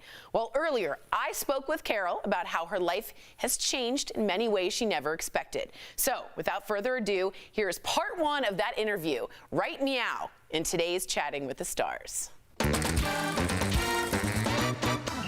They have a heart and a soul and a mind. I've learned from them. But Carol Baskin keeps saying, I can't have these tigers. If he ever had an enemy in his life, it was Carol Baskin. Hey, all you cool cats and kittens, it's Carol at Big Cat Rescue. Joining us is Carol Baskin. Welcome to Daily Blast Live, Carol.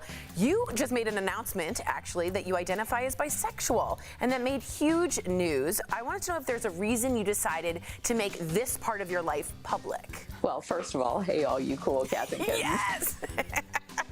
You know, second, here we are. Mother Nature has sent us all to our rooms to reconsider our relationship with wildlife. And when you think about all of the important things that we could and should be talking about, and yet all the media wants to talk about is my sexual identity, I'm old enough to be your grandmother, for crying out loud. Do you really want to talk about your grandmother's sex life from 40 years ago? I don't separate people by what gender they are or what color they are or their nationality or their creed or their religious differences. I believe that we are all one. I just don't separate that difference between male and female. I've always felt like I was both. People are acting like this is some big revelation. Right. It's like it's 40 years ago. And I haven't changed during all this time. It's just nobody ever asked me point blank what my belief was on it. And when I told them, oh my gosh, what a storm. Let's move on ourselves. Let's talk about Dancing with the Stars. First of all, what was that like? How did you enjoy it? And why did you say yes? And was it as hard as people say? People say it's like the most grueling thing they go through. Yes, it was the hardest thing I have ever done physically. Oh my gosh, I had no idea what kind of athletes these people were and are. And that's why I still watch every single episode now, because I want to cheer those people on, because I know they have bleeding blisters underneath those socks. It's true. Everybody's stuck at home right now. They can't do all the things that we used to do, and we're looking for some kind of diversion, which explains an awful lot of what we just talked about. The fact that they are going through what they're going through to bring that to people, they have no idea what it's like to be COVID tested every day and have that probe sent up into your brain to make sure that you aren't going to infect your dance partner. Why did you say yes, and did you hesitate to say yes? After Tiger King, we were approached by over 200 media outlets saying they wanted to tell my story. And then my daughter saw the list and she said, well, I really like Dancing with the Stars. I think that would be fun. The Tiger King we have to talk about, but out of everyone, you were the only one who spoke up for the cats. Anyone. I want to start off with your big cat rescue in Tampa. Just tell us how the park is holding up. We had closed our gates because the way we do tours is we put 20 people together and we have a tour guide and a backup, and they go through the sanctuary hearing every story about our 50 cats. So we closed our gates to tours, and then 5 days later, I think, Tiger King came out and painted us as this horrific place that was no better than these roadside zoos that were abusing cats. And people were calling me like every 2 minutes around the clock for 3 months, screaming obscenities and that they wanted to kill the cats because they were better off dead than in cages. And so we couldn't possibly let people onto the property with that kind of mentality out there. So that cut down a third of our income. We're talking $1 million that we lost because of COVID-19 and Tiger King hitting back to back. We are not done talking to Carol Baskin yet. There's a lot more in part 2 of our Carol Baskin interview. Here's a sneak peek.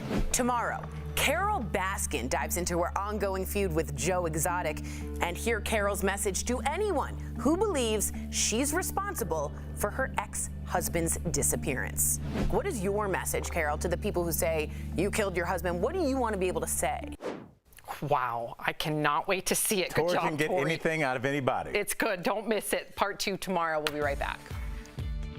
Promotional consideration is brought to you by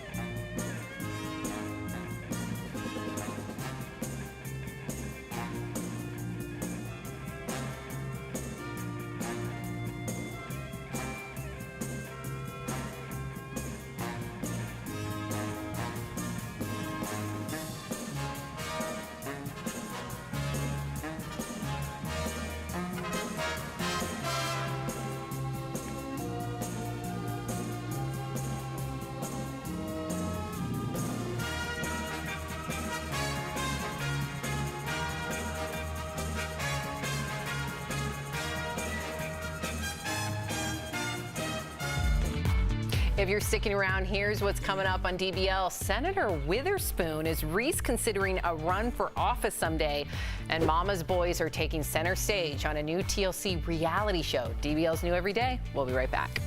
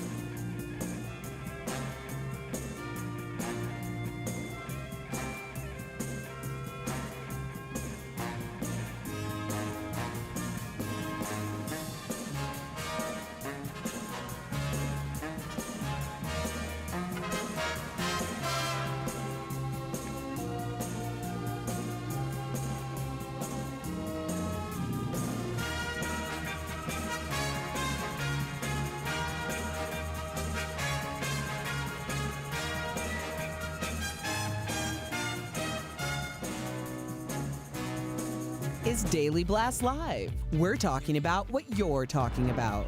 Real, honest, entertaining, live. DBL starts right now. 3, 2. Welcome to DBL. I'm Sam here with Al. Jeff joining us from home. Let's get right to it because we've seen a few celebrities take a stab at politics, including our current president. So could Reese Witherspoon be next? Well, the actress says she isn't ruling out a possible run for the Senate in the future. Reese spoke about her political aspirations on the Smart List podcast and said she might consider running when she's 65. She added that she would like to see more diversity in the Senate. Have a listen. I think we need better representation and balance too. I mean, women are 50% of the population, but we're not 50% of the representation in government, which is bizarre, particularly when they're adjudicating over our bodies. And the lack of representation of people of color who make up a large, almost majority of this country. It's true. What about balance? In fact, my sister and I were just talking about this last night, not Reese Witherspoon, who I give my full endorsement, by the way, that we're sick and tired of old white men making decisions for us. Jeff? I just got to let that sit there for a second. Then you went right to me. Listen, here's the thing. If she wants to get into politics when she's 65, she should start now if she's serious about it. Because these people just going into politics because they're famous or they're rich or they have a lot of following and they think they have some influence, I think it's a lot more than that. I think actors and actresses especially need to stay in their lane. I don't like when actors take hosting jobs. There's all these game shows now on TV and actors are taking those jobs. Stay in your lane. Let some hosts get those jobs. And Jeff, I have a theory, and I want to hear what you and Sam have to think about this. It has to do with actors going into politics. Yes, we've seen actors go in, and obviously the president had a successful show, but we've seen people like Cynthia Nixon from Sex and the City not do well at all in her campaign. And my theory is this. I think it's the roles that you play. Trump played a super successful businessman. A lot of people elected him because of that. Schwarzenegger, a rough, tough, shoot-'em-up guy. Jesse Ventura, Ventura, big-time wrestler, action Eastwood. star. Clint Eastwood, yeah, Ronald Reagan played a cowboy. Wow. A good guy. And I think that helps because no matter what you say, if you watch TV enough, that gets in your brain. Ronald Reagan, cowboy, tough guy, gonna fight for the good guy. That gets in your brain, and it does help when you're running. It's so funny that you mentioned that because there's already a trend on Twitter that loves the fact that Reese Witherspoon would ever run. Not only because if you ever really follow her career, and I'm not talking about her movie career, but the interviews that she's done, she's always been a very big advocate for social issues. So she does walk the walk, and she's an activist as well, and she's an incredible entrepreneur. So I think she would do a standout job. But Elle Woods, one of the characters, sticking up for the little people. So a lot of people love the fact that Elle Woods literally is that representation, as you just mentioned. Were you pointing at a black man for a Legally Blonde reference? You don't know like Elle or the Bend? Do you know the Bend and Snap? No. You don't know the Bend and Snap? That sounds like a dance that started in Southern hip hop. I don't know what that is. And snap. Just Jeff, try do you know what the bend and Jeff, do you know the Bend and Snap? Jeff? I don't know the bend and snap. I like the sound of it, but I don't know Well, it's it. trending on Twitter right now because they're hoping that Reese Witherspoon will run, and they're re-bringing back her infamous bend and snap. Here, I'll show you, and then Al, you're going to have to do it real quick. No, I'm going to do the bend and snap. Sam's bending and snapping. Okay, so this is Rob's the bend and coming snap. over. Okay, so you bend and snap. Okay, I your will turn. never Yes, do you that. Are. Really quickly. No, yes, I you am are. not doing Yes, you are. jazz hands. Yes, you are. It's Albert, the viewers, you owe it to the viewers. No, you have to do it. What was that? Okay, Jeff, you're gonna really quickly do it because that was a fail. That was good. No, that was a major fail. Don't bully me into doing it, and then when I do it, I crouch. That was no bend. I crouched Jeff, can you in give jazz us a bend hands. and snap, and then we'll move on, please? For the viewers love you, Jeff. I didn't see it. I didn't see it. I got to see it. I'm not doing it again. I don't know how it goes. Okay, we're moving on. Darn. What? Maybe by the end of the show. Sam bullied me. I didn't. My screen is a ½ an inch big. I can't see anything. You saw enough. It was embarrassing. I'm going to call you, Jeff, and I'm going to tell you how to do it. And at the end of the show, I would love to see Jeff do the bend and snap. That's not the bend and snap. I'll call you, Jeff. I'll call you. Okay, so the Girl Scouts are facing some major backlash after tweeting, then deleting a post. The Girl Scouts posted this picture congratulating Amy Coney Barrett for becoming the 5th woman appointed to the Supreme Court since 1789.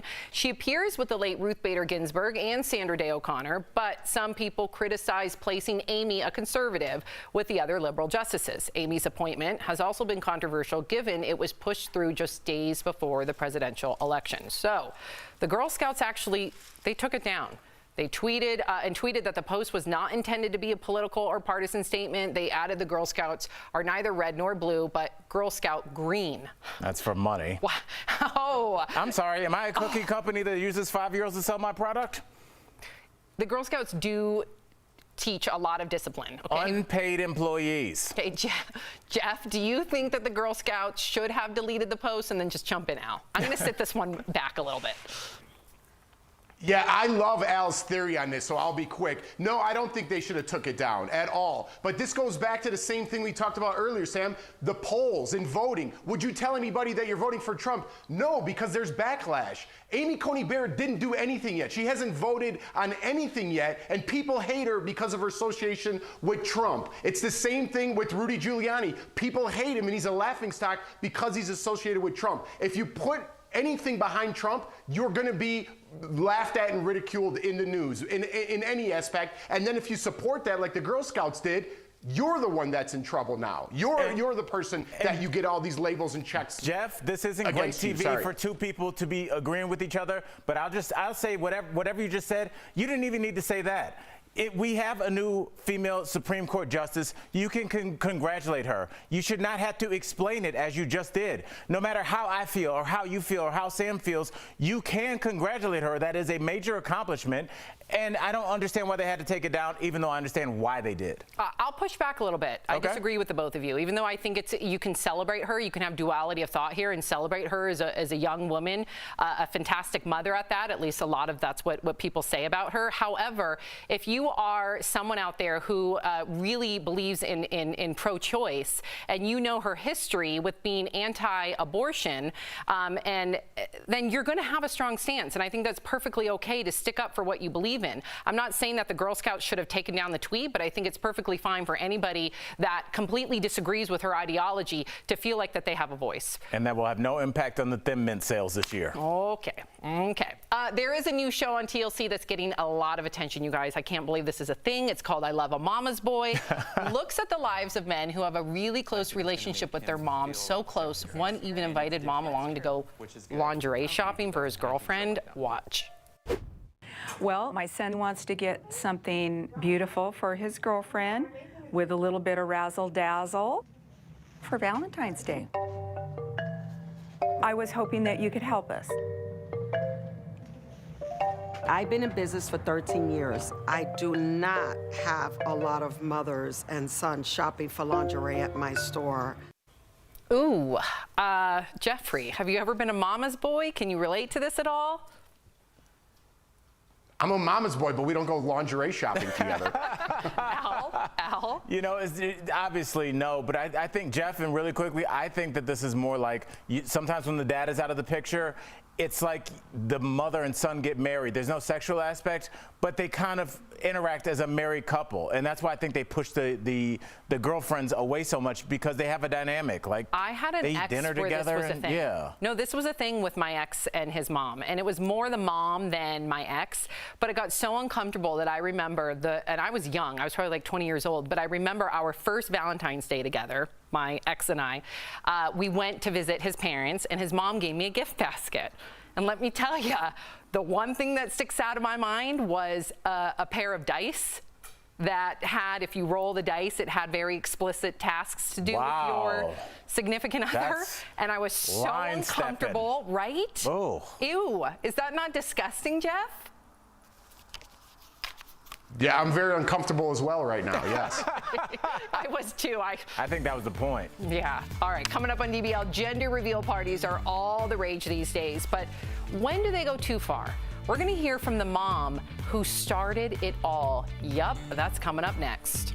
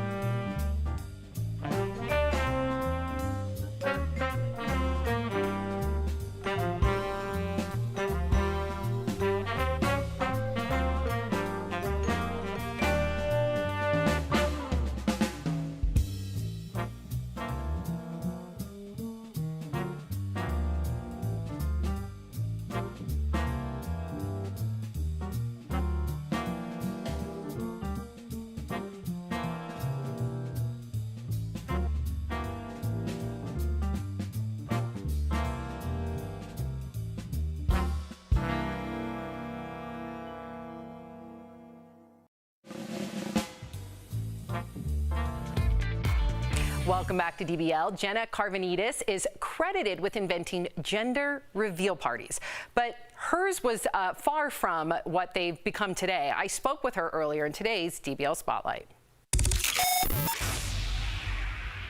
For expecting parents, finding out their baby's gender can be a precious family moment. But since the creation of Pinterest-worthy gender reveal parties over a decade ago, they've evolved into over-the-top productions that blur the line between clickbait and downright foolishness. A gunshot at a gender reveal party sparked the $8 million fire.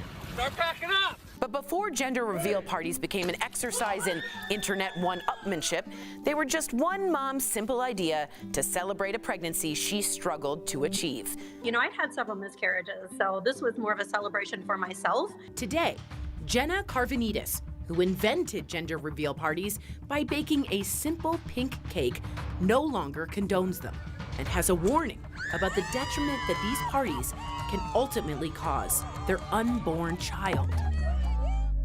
Jenna Carvanidis, welcome to DBL. So you had the world's first viral gender reveal party when you were pregnant with your first daughter. That was back in 2008. So what inspired the party, and what was it like back then when nobody was really doing these gender reveal parties? And back then, social media was just different anyway. A blog was more seen as your own personal diary that you're putting out there. I certainly wasn't making content for the audience.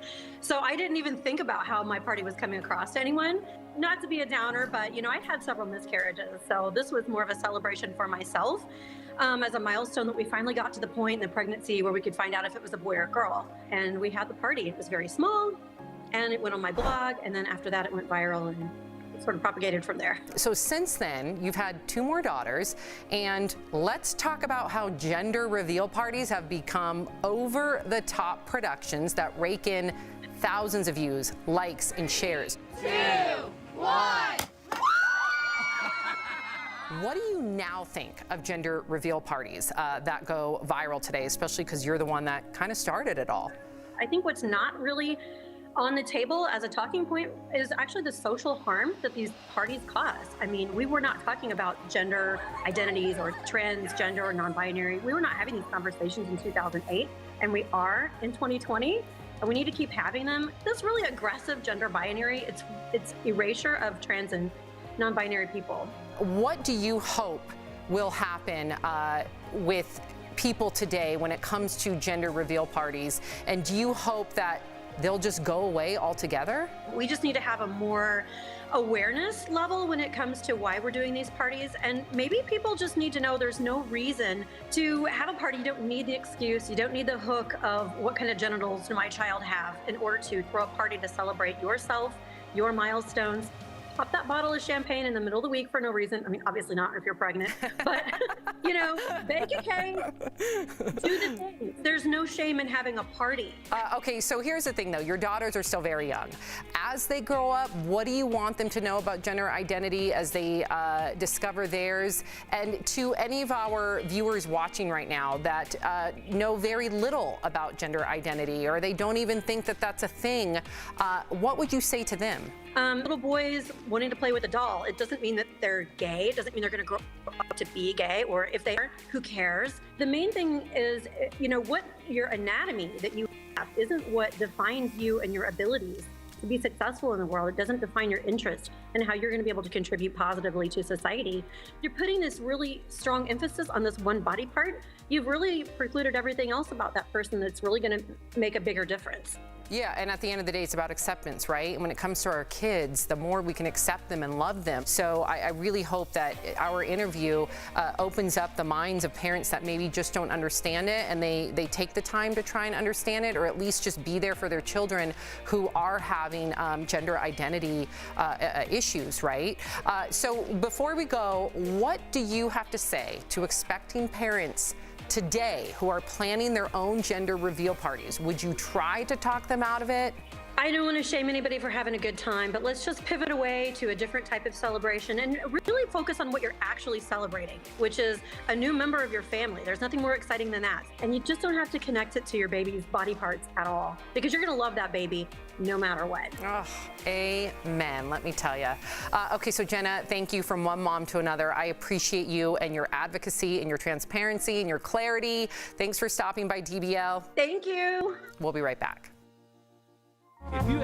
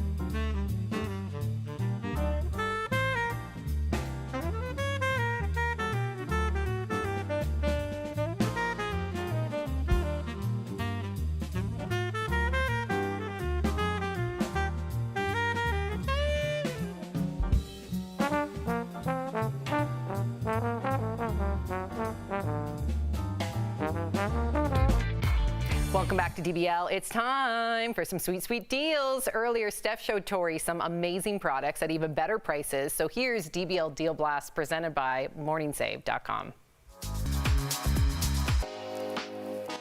All right, Steph, what do you have for us today? Tori, I'm here at home with some products and deals that you guys are going to absolutely love.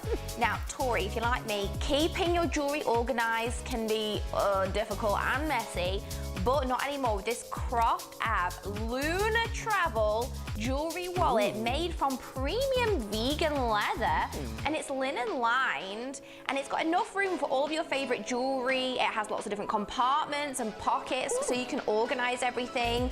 It fits in your purse, and it comes in a multitude of colors. Now, normally this is $79, but we've got it for $20, which means you're saving 75%. This is brilliant. My necklaces are in one big ball, so this is excellent for me. I will be getting this. Yeah, it's terrible. And honestly, the quality of this is fantastic. The vegan leather, what a nice, I like It's gorgeous. Yeah. Okay, next, I've got something that's gonna help you with your deliveries when you're away from home. So this is the Remo Bell with equipped smart video doorbell camera just here. Whoa. So it lets you see, hear, and talk to your visitors even when you're away from home. And it's got high quality, full HD video, and the best bit, Tori, is that it even has night vision. Really fancy. So normally this is $199, but we've got it for $79, saving our viewers 60%. Brilliant, brilliant. And everyone's getting deliveries. Porch Pirates at a new high. Guys, this is a winner. That's also a winner. They really are. Especially coming up to the holiday season, and if you've got gifts, you know, that you're saving for your family and supplies and things like that, you know, you don't want to risk those kinds of things, and safety is paramount. So I love this. Brilliant, brilliant, and needed. Oh yes. Okay, now Tori, you know that wearing the right watch It depends where you're going as to how you style it and what it needs to look like, and it can be a bit difficult. And this has all been made really easy with the Laura Ashley pin interchangeable watch band set. Ooh. So this fashion elegant watch will pair with any outfit, whether it's day or night, because you can mix and match. Look, all these different bands and bracelets. It comes in 3 different colors, so you can pick rose gold, gold, or silver.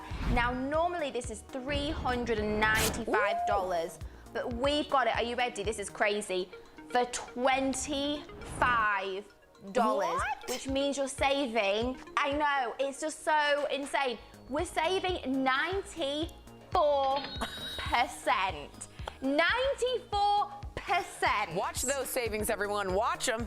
For Christmas, I mean, you can't get better than that. Oh my gosh, and it had a pretty hefty price tag, $395, and then we're giving it, I feel like we're giving it away for $25. Take it. Last story, but not least, I've got something that's gonna help you stay safe and protected when you leave the house. So it's the 2-pack Stelly Iron No Touch antimicrobial keys. So these simple yet effective hygiene keys are made of brass, and they open door handles, they can press keypad buttons, even most touchscreen surfaces without any kind of direct contact. And they're a really convenient size. You can pop them in your pocket, your wallet, your purse. Now, normally these are $30, but we've got them for $12, saving 60%. Smart, smart, smart. I mean, that's a good stocking Hanukkah stuffer for this day and age. It's amazing. Thank you so much, Steph. Head on over to morningsave.com to snag these amazing deals at the lowest prices. You can even visit morningsave.com on your smartphone. Thank you so much, Steph. We'll be right back. Promotional consideration is brought to you by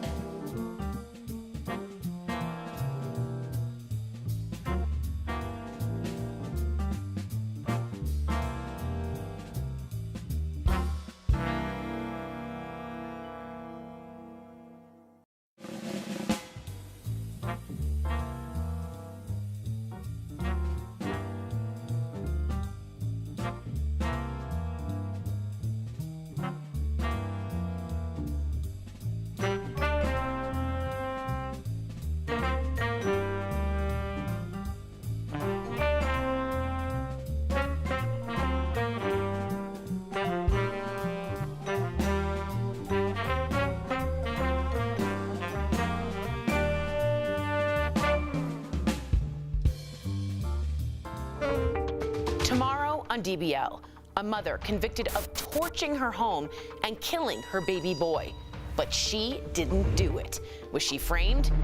It's not a nightmare because you don't get to wake up from it and realize that it was just a dream. Don't miss this powerful edition of Freedom Files Wrongfully Convicted tomorrow only on DBL. Yeah, one of the most heartbreaking and compelling interviews that I've ever done in my career. Yeah, it's powerful. Do not miss it. And DBL's new every day. We'll see you tomorrow, same time, same place. Bye, guys.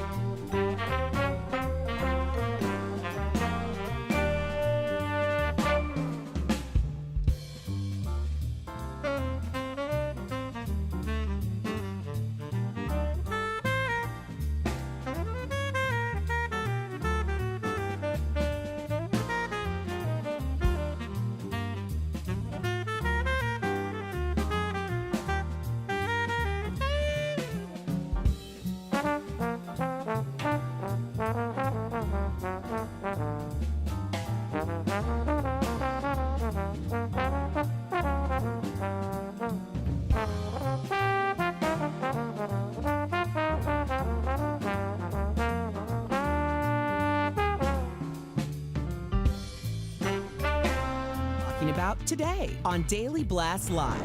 We're just days away from the election with odds showing Biden favored to win. But do you trust the polls?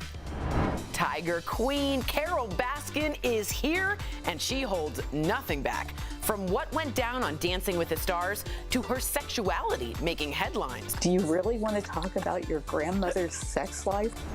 The woman who had the first ever viral gender reveal party talks about the over-the-top trend. I think what's not really on the table as a talking point is actually the social harm that these parties cause. And a new reality show reveals bizarre mother-son relationships, the cringy lingerie shopping moment that has people talking. What are your thoughts? Yeah, that's certainly spicy. Real, honest, entertaining, live. Hey, all you cool cats and kittens. DBL starts now. Wow. Thank you, Carol Baskin. That's a good lead in. I know. Welcome to DBL. It is Thursday, October 29th. I'm Sam here with Al. Jeff joining us from home. Jeff, are you excited? Because before we get started, we got Carol Baskin on the show, you guys. So you have to stay tuned because in just a few minutes, our very own Tori is chatting with Tiger King star Carol Baskin. And let me tell you, it is a no-holds-barred interview with the reigning reality TV queen. You do not want to miss this. Carol keeps it real. I know, and I know that you're a huge fan, Jeff. Are you excited for her to be on the show? No better way to start the show than with cool cats and kittens, so I'm excited. I know, me too. All right, so let's get right to it because this is it, guys. We are in the home stretch for the election, and get this, the 2020 election is now the most bet-on event in history. Already more than $260 million in wagers, wow, have been placed. That's more than the Kentucky Derby or the last Super Bowl. So what are the odds, by the way? Biden is favored to win at 65%. President Trump's chances are at almost almost 35%. Now, those odds are a little different than the latest polls, which, if you look at them, Biden is leading in all of them but one, with an average of Biden up by 7.5 points. But after 2016, and I totally understand this, a lot of you guys do not trust the polls, but experts say this time you can trust them because they've done a better job of reading the president's base, as well as the fact that there are fewer undecided voters this time around. I think we've all noticed and that. Also, they want to keep their job. Yes. As a pollster. Well, yeah, it's okay. We're going to get to that. Yes, DBL let's Nation, we want to know what you think. Do you trust the polls? Go to dblvote.com to weigh in. I already know Jeff has a strong stance on this, so let's start with you, Al, and then Jeff, jump in. Jeff, Sam, I just want to know, how can you know? Because like in 2016, let's say you did not vote because there wasn't a huge turnout, and then you saw how Trump was president, you go, oh my gosh, this is the best president ever. So you're going to show up in 2020. How do you account for that person? How do you account for the person that says, I voted in 2016 for Trump, and you know what, I just don't like what he did. I'm not going to show up in 2020. I'm just not going to vote because I don't like Biden. How do you account for the no-shows? What do you mean, how do you? Okay, so Jeff, jump in, and then I have a totally different stance than Al, but jump in. Well, here, I don't believe in polls. I don't believe in surveys. I've never been polled. I've never been surveyed. So when you say you asked 1,000 people, it's so skewed because if you do that again, it's going to be a totally different number. I don't believe in the polls at all. I don't believe in any surveys. So, I mean, how are we supposed to know what's right or wrong? We're just going to have to wait and see what the turnout is. No. First of all, I'm getting comments as we speak because DBL Nation is already echoing both of your sentiments. But let me just say this. It is a science, okay, Al? So they account for every single variable. In fact, I may be a little biased because this was my major. Yes. Polls? No, sociology. Okay. So when you do polls and there's pollsters, really what's behind the polls and the pollsters are social scientists and scholars, and they account for every single variable. Now, I get it. 2016, I understand why a lot of you did not trust the polls. They completely were the exact opposite of what most pollsters said, right? But here's what's so important about polls, and I would even dare to say that polls are vital to our democracy because finally we get to hear from everyday people, as opposed to typically when you look at different cultures and different communities, you usually only hear the loudest voice, which usually is a celebrity, or maybe it's a politician, or maybe it's a specific news outlet, Fox News, CNN, MSNBC. So if you really want to learn about the people and the base, you gotta trust the pollsters. It sounds like I convinced Sam, you. Do they yes, go ahead. Do they account for people saying that they're not voting for Trump because they'll be berated by their families, their employees, and society in general? If someone came up to me with a microphone and they're like, who are you voting for? And I happen to be voting for Donald Trump, I'm not saying that I am, so everybody get your sticky fingers off the keyboard.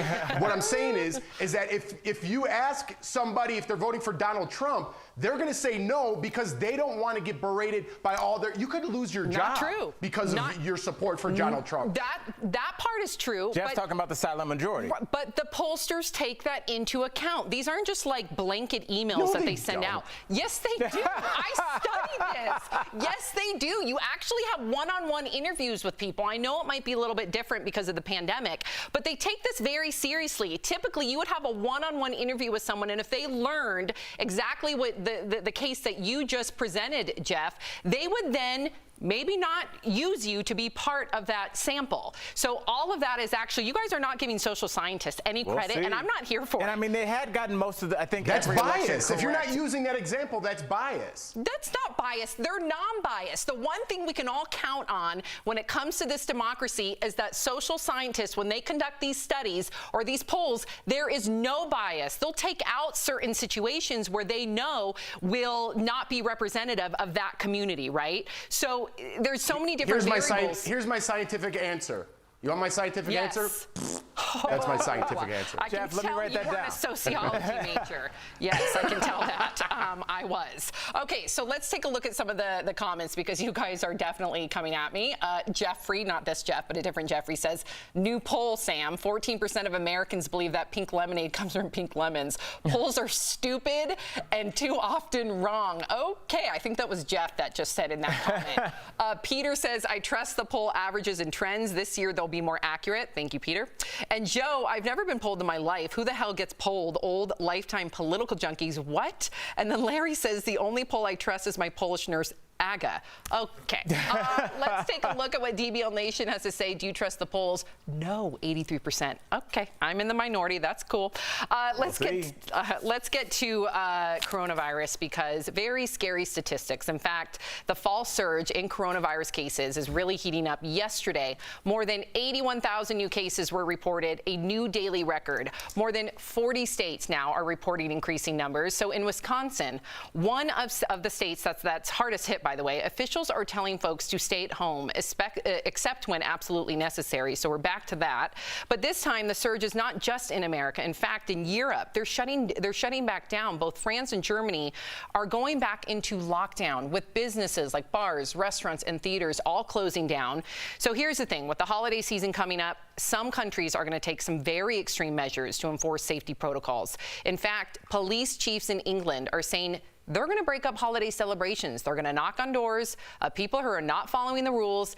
How do you feel about it? Not going to help. You don't think that's going to help? Not going to help, Sam. Jeff, I don't know how you feel, bro, but look, this will not change until people's mentality changes. There are not enough police. If you assigned one police officer for every human being on the planet, they would still find a way to break this if it's not in their heart to change this. There will be a point in time when we are so sick and tired. You see it when people are done smoking, done drinking, ready to lose weight, where they're really ready to do this. We're not ready yet. Clearly, Europe isn't either. And that's why we keep having these parties and outbreaks, because people aren't ready. Eventually, it's sad that it's going to take this long, but there will be a day, I hope, Jeff.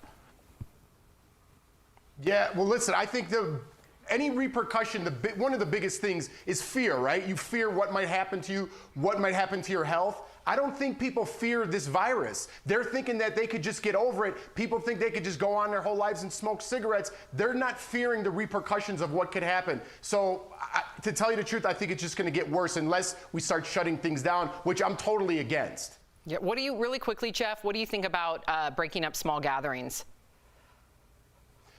It's impossible to police, like Al said. It's impossible to police right now, and especially with the way society is, with the police department, them knocking on your door, telling you to break up a little party. I mean, it's not even worth their time or the repercussions of the society, in fact. Got it. All right, Jeff, stick around. You guys coming up. You gotta watch this. Nothing. And when I say nothing, nothing's off limits with Tiger King's breakout star Carol Baskin. Tori's got the interview that you've been asking for. You cannot miss it. Plus, can too much positivity actually be a negative thing? Why the glass half full mentality isn't always the best. And later, a new reality show all about Mama's boys? And is that lingerie that I'm looking at? Yes. When does that bond between mother and son go a bit too far? Yikes. We'll be right back.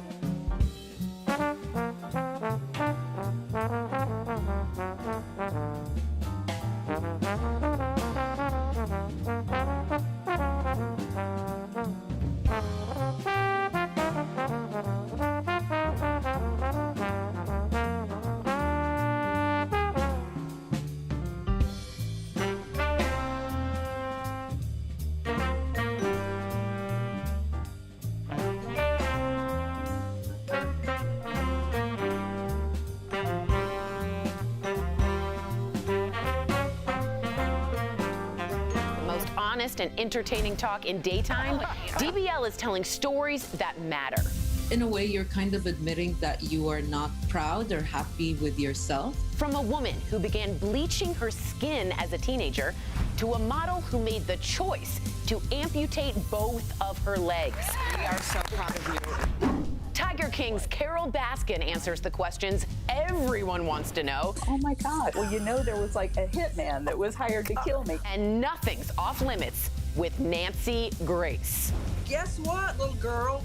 You're going to be charged with murder, too. In DBL's True Crime Chronicles, the origin story of the Amber Alert.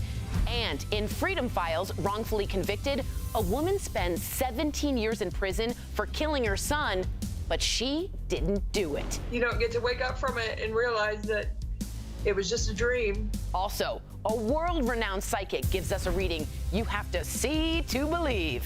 And our favorite mentalist, Wayne Hoffman, absolutely blows our minds. What is it?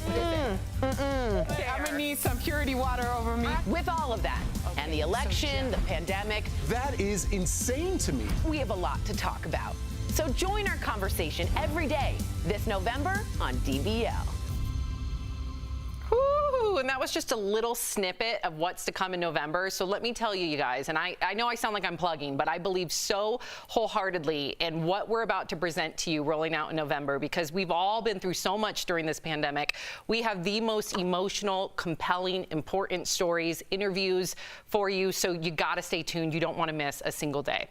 Okay, so Jeff, this next story is for you. It turns out looking on the bright side could actually be bad for us. So according to one expert, there is a thing called toxic positivity. I remember that you had quite the strong opinion on this. He says when bad things happen to us, we shouldn't suppress our true sadness in favor of trying to be positive or happy about it. Denying our true emotions in favor of a cheerful outlook can also be bad for our physical and mental state. So Jeff, last time I even mentioned that word, toxic positivity, you about freaked out on me. Listen, Sam, it's just a trigger word. Am I saying mask your emotions? Absolutely not. You have to ride your emotions. You have to ride that wave. But at the end of those emotions, positivity is what wins every time. This survey is absolute trash. Because if you believe in your head, whatever you want to do, just take losing weight, for example. If you think you can't do it, you can't lose the weight, the holidays are coming, I'm never going to do it, guess what? You can't, because you don't believe in your mind up here that you can. If you think the holidays are coming, you want to look your best for 2021, guess what? You can, because you believe it up here. It's all about positivity. Don't give me more excuses of why you can't do something and tell me toxic positivity. That's a trash word. Jeff, and if you believe in that, you're negative and you're never going to get your goals. I agree with you, man. It's not a great word. It's not a great phrase. What I think they're saying, which I do think there is some merit in, is don't use either one as a crutch. Looking at everything as a bad thing or everything as a good thing can be a crutch for you to not have to deal with that thing. If I go, hey, Jeff, I got tickets to go down to the football game, and they're like, oh, well, the parking's going to be terrible. Or I go, Jeff, we got tickets to go to the football game, and you go, it's going to be the greatest game ever. Probably neither one is going to be true. You're missing the point. That's not what toxic positivity is. And I think actually the title, as trashy as it sounds, because it's like almost like putting a negative on a positive. Yeah. I get that, Jeff. It really does label exactly what it is. So when somebody says, if I'm having a really bad day, and you said to me, Sam, just brush it off, you'll be fine. That is dismissing my feelings. That's toxic positivity. So it seems like you're being positive by being like, pick yourself back up, brush it off, girl, you got this. It's not positive. It's actually super tough. I like that. Did you got hear that, me. You Jeff? got me. Yeah. I just because that is dismissing. That's a way for me to get out of actually hearing what you're dealing with. So you got me. Sam, what do you want me to say? 2 points for me today. What are you supposed to say to somebody who says that to you? You say, listen, I know we got to go. We got to give more time. But listen, we'll talk about it again later, I'm sure. I love when Jeff gets fired up. Me too. Don't go away. Coming up on DBL, it's the interview I'm telling you guys that you've been waiting for. Tiger King star Carol Baskin. When I say she holds nothing back, she's got some things to say that I think you will be surprised. So make sure that you check that out, because she's going to be chatting to Tori coming up next. It's only a matter of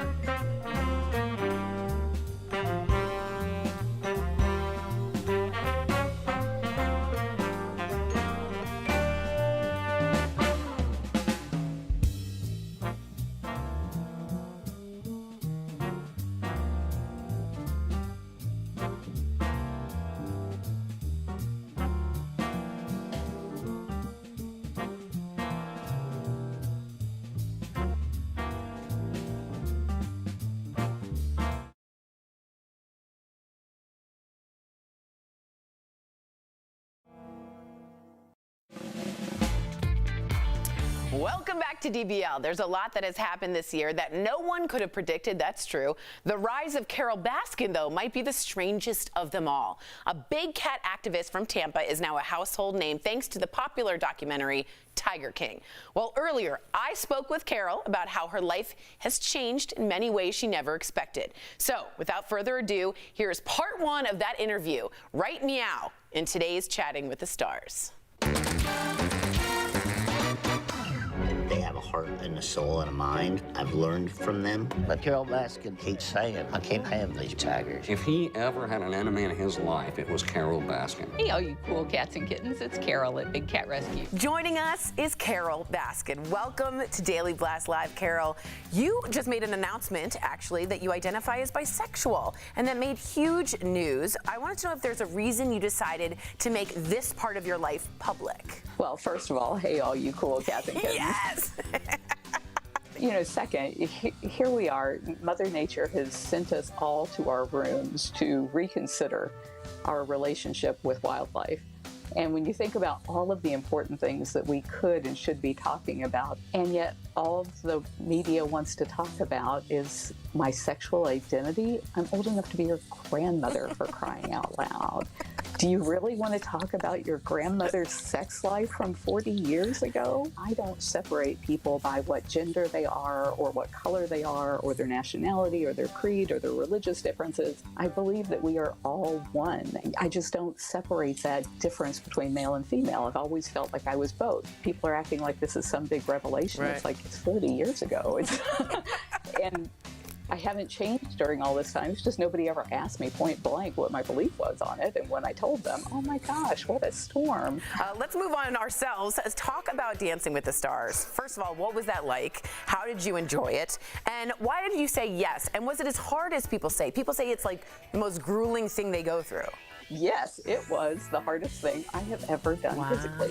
Oh my gosh, I had no idea what kind of athletes these people were and are. And that's why I still watch every single episode now, because I want to cheer those people on, because I know they have bleeding blisters underneath those socks. It's true. Everybody's stuck at home right now. They can't do all the things that we used to do. And we're looking for some kind of diversion, which explains an awful lot of what we just talked about. The fact that they are going through what they're going through to bring that to people, they have no idea what it's like to be COVID tested every day and have that probe sent up into your brain to make sure that you aren't going to infect your dance partner. Why did you say yes, and did you hesitate to say yes? After Tiger King, we were approached by over 200 media outlets saying they wanted to tell my story. And then my daughter saw the list and she said, well, I really like Dancing with the Stars. I think that would be fun. The Tiger King we have to talk about, but out of everyone, you were the only one who spoke up for the cats. Anyone. I want to start off with your big cat rescue in Tampa. Just tell us how the park is holding up. We had closed our gates because the way we do tours is we put 20 people together and we have a tour guide and a backup, and they go through the sanctuary hearing every story about our 50 cats. So we closed our gates to tours, and then 5 days later, I think, Tiger King came out and painted us as this horrific place that was no better than these roadside zoos that were abusing cats. And people were calling me like every 2 minutes around the clock for 3 months, screaming obscenities and that they wanted to kill the cats because they were better off dead than in cages. And so we couldn't possibly let people onto the property with that kind of mentality out there.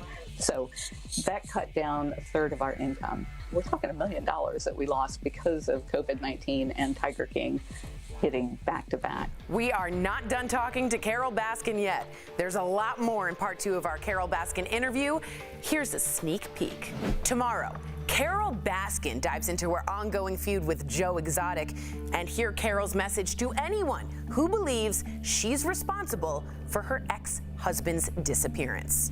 What is your message, Carol, to the people who say you killed your husband? What do you want to be able to say? Wow, I cannot wait to see it. Good Tori job, can get Tori. anything out of anybody. It's good. Don't miss it. Part 2 tomorrow. We'll be right back. Promote.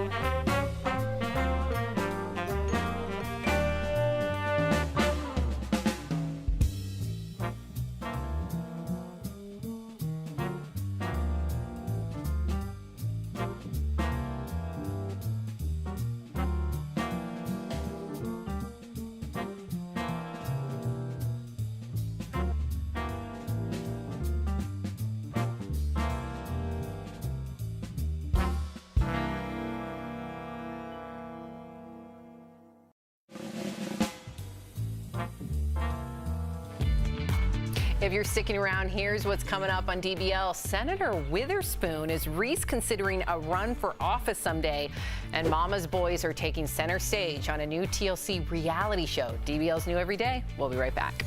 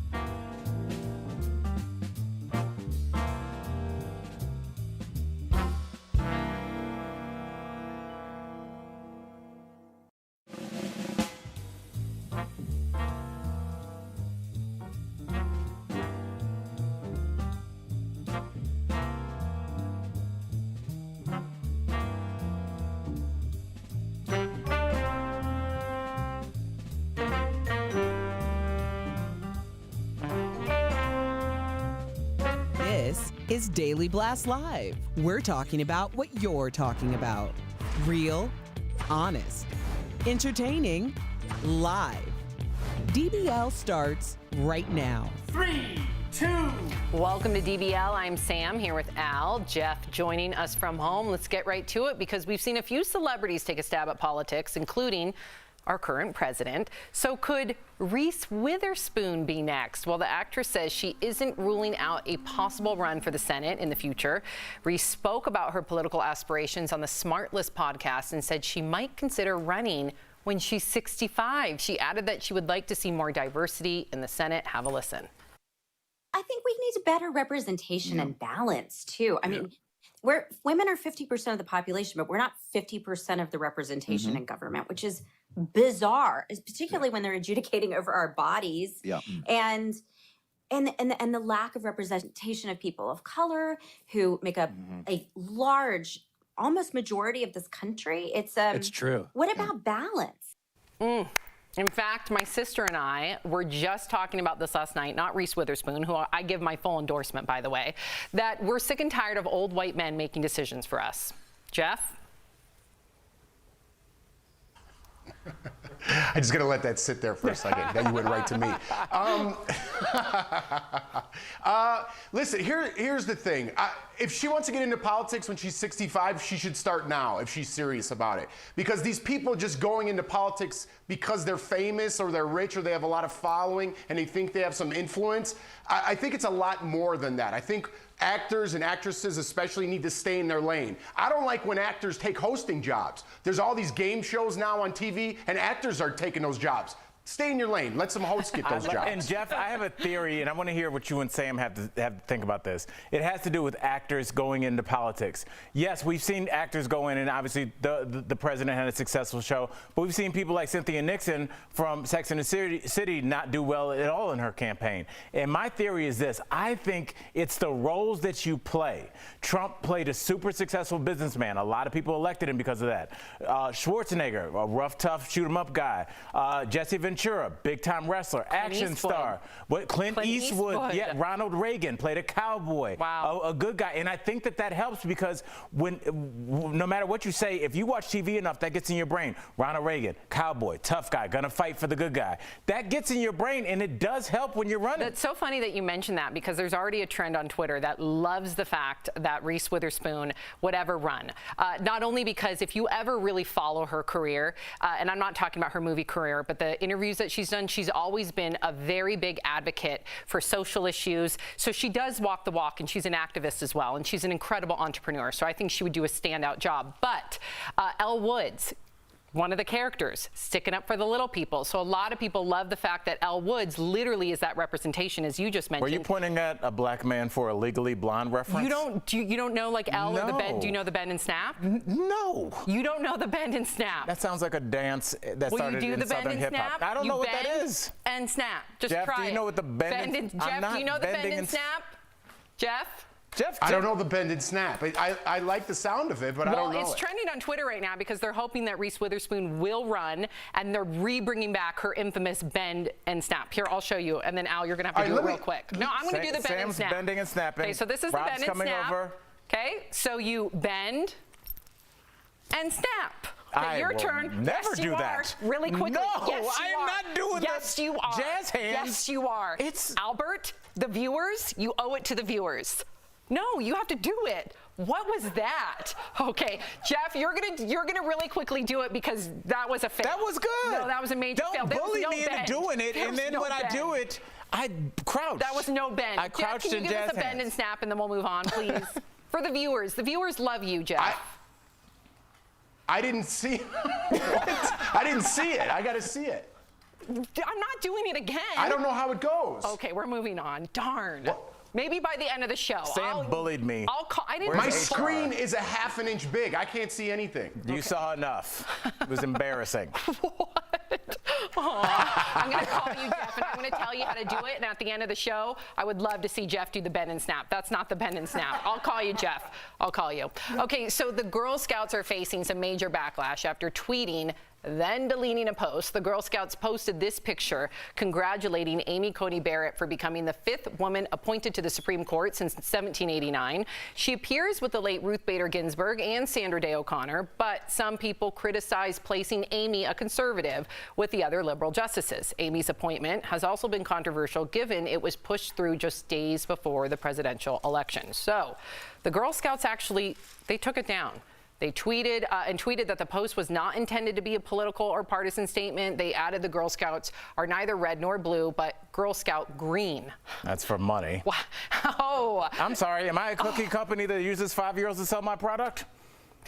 The Girl Scouts do teach a lot of discipline. Okay? Unpaid employees. Okay, Jeff, do you think that the Girl Scouts should have deleted the post? And then just jump in, Al. I'm going to sit this one back a little bit.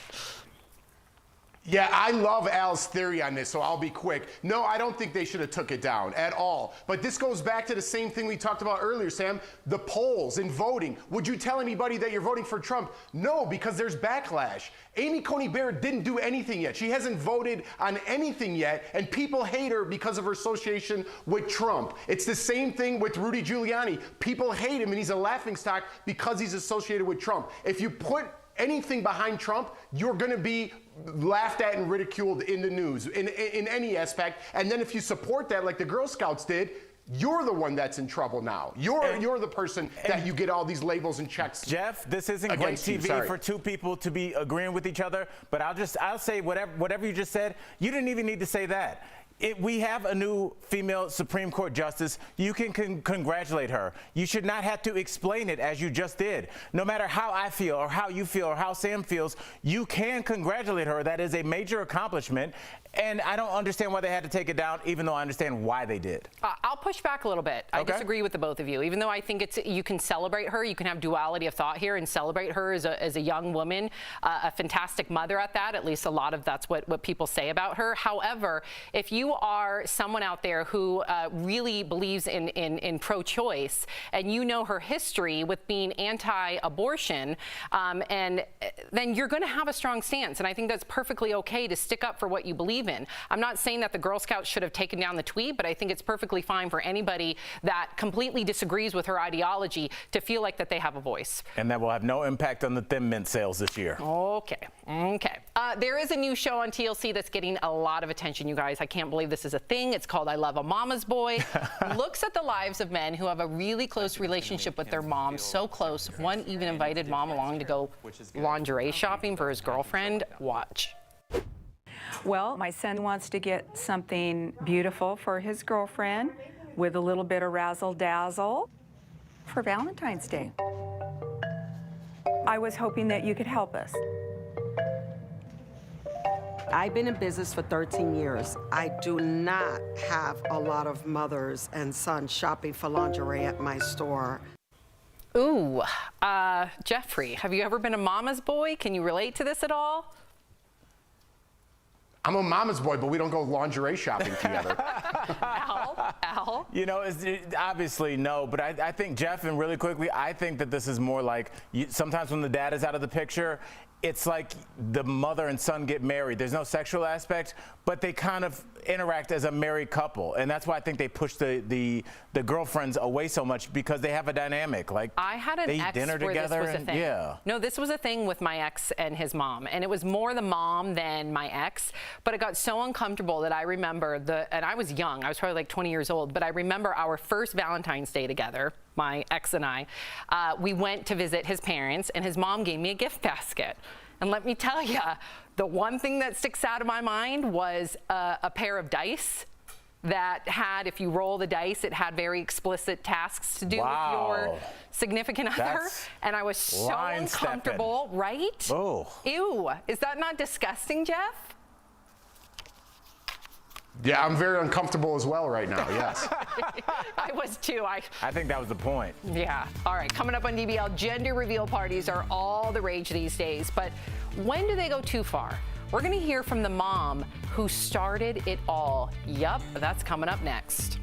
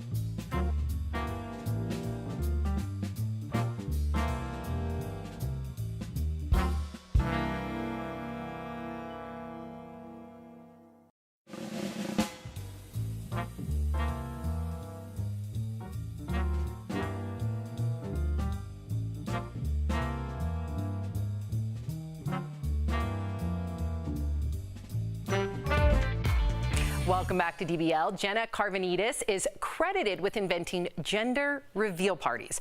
But hers was far from what they've become today. I spoke with her earlier in today's DBL Spotlight. For expecting parents, finding out their baby's gender can be a precious family moment. But since the creation of Pinterest-worthy gender reveal parties over a decade ago, they've evolved into over-the-top productions that blur the line between clickbait and downright foolishness. A gunshot at a gender reveal party sparked the $8 million fire. Start packing up! But before gender reveal parties became an exercise in internet one-upmanship, they were just one mom's simple idea to celebrate a pregnancy she struggled to achieve. You know, I'd had several miscarriages, so this was more of a celebration for myself. Today, Jenna Carvanidis, who invented gender reveal parties by baking a simple pink cake, no longer condones them and has a warning about the detriment that these parties can ultimately cause their unborn child. Jenna Carvanidis, welcome to DBL. So you had the world's first viral gender reveal party when you were pregnant with your first daughter. That was back in 2008. So what inspired the party, and what was it like back then when nobody was really doing these gender reveal parties? And back then, social media was just different anyway. A blog was more seen as your own personal diary that you're putting out there. I certainly wasn't making content for the audience. So I didn't even think about how my party was coming across to anyone. Not to be a downer, but you know, I'd had several miscarriages. So this was more of a celebration for myself as a milestone that we finally got to the point in the pregnancy where we could find out if it was a boy or a girl. And we had the party. It was very small and it went on my blog. And then after that, it went viral and sort of propagated from there. So since then, you've had 2 more daughters, and let's talk about how gender reveal parties have become over-the-top productions that rake in thousands of views, likes, and shares. 2, 1. What do you now think of gender reveal parties that go viral today, especially because you're the one that kind of started it all? I think what's not really on the table as a talking point is actually the social harm that these parties cause. I mean, we were not talking about gender identities or transgender or non-binary. We were not having these conversations in 2008, and we are in 2020, and we need to keep having them. This really aggressive gender binary, it's erasure of trans and non-binary people. What do you hope will happen with people today when it comes to gender reveal parties? And do you hope that they'll just go away altogether? We just need to have a more awareness level when it comes to why we're doing these parties. And maybe people just need to know there's no reason to have a party. You don't need the excuse. You don't need the hook of what kind of genitals do my child have in order to throw a party to celebrate yourself, your milestones. Pop that bottle of champagne in the middle of the week for no reason. I mean, obviously not if you're pregnant, but, you know, bake a cake, do the thing. There's no shame in having a party. Okay, so here's the thing, though. Your daughters are still very young. As they grow up, what do you want them to know about gender identity as they discover theirs? And to any of our viewers watching right now that know very little about gender identity, or they don't even think that that's a thing, what would you say to them? Little boys wanting to play with a doll, it doesn't mean that they're gay. It doesn't mean they're going to grow up to be gay, or if they are, who cares? The main thing is, you know, what your anatomy that you have isn't what defines you and your abilities to be successful in the world. It doesn't define your interest and how you're going to be able to contribute positively to society. You're putting this really strong emphasis on this one body part. You've really precluded everything else about that person that's really going to make a bigger difference. Yeah, and at the end of the day, it's about acceptance, right? And when it comes to our kids, the more we can accept them and love them. So I really hope that our interview opens up the minds of parents that maybe just don't understand it, and they take the time to try and understand it, or at least just be there for their children who are having gender identity issues, right? So before we go, what do you have to say to expecting parents today who are planning their own gender reveal parties? Would you try to talk them out of it? I don't want to shame anybody for having a good time, but let's just pivot away to a different type of celebration and really focus on what you're actually celebrating, which is a new member of your family. There's nothing more exciting than that. And you just don't have to connect it to your baby's body parts at all, because you're going to love that baby no matter what. Oh, amen, let me tell you. Okay, so Jenna, thank you from one mom to another. I appreciate you and your advocacy and your transparency and your clarity. Thanks for stopping by DBL. Thank you. We'll be right back. If you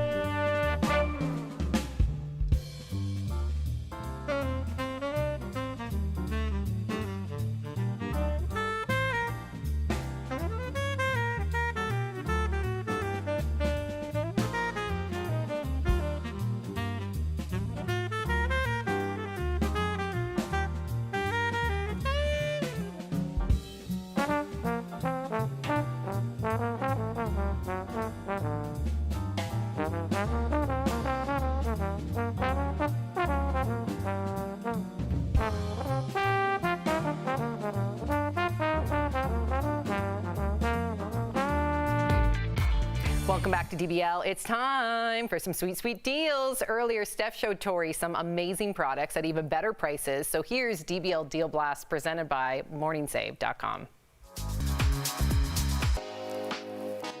All right, Steph, what do you have for us today? Tori, I'm here at home with some products and deals that you guys are going to absolutely love. Now, Tori, if you're like me, keeping your jewelry organized can be difficult and messy, but not anymore with this Croft Ab Lunar Travel jewelry wallet made from premium vegan leather, and it's linen lined, and it's got enough room for all of your favorite jewelry. It has lots of different compartments and pockets so you can organize everything.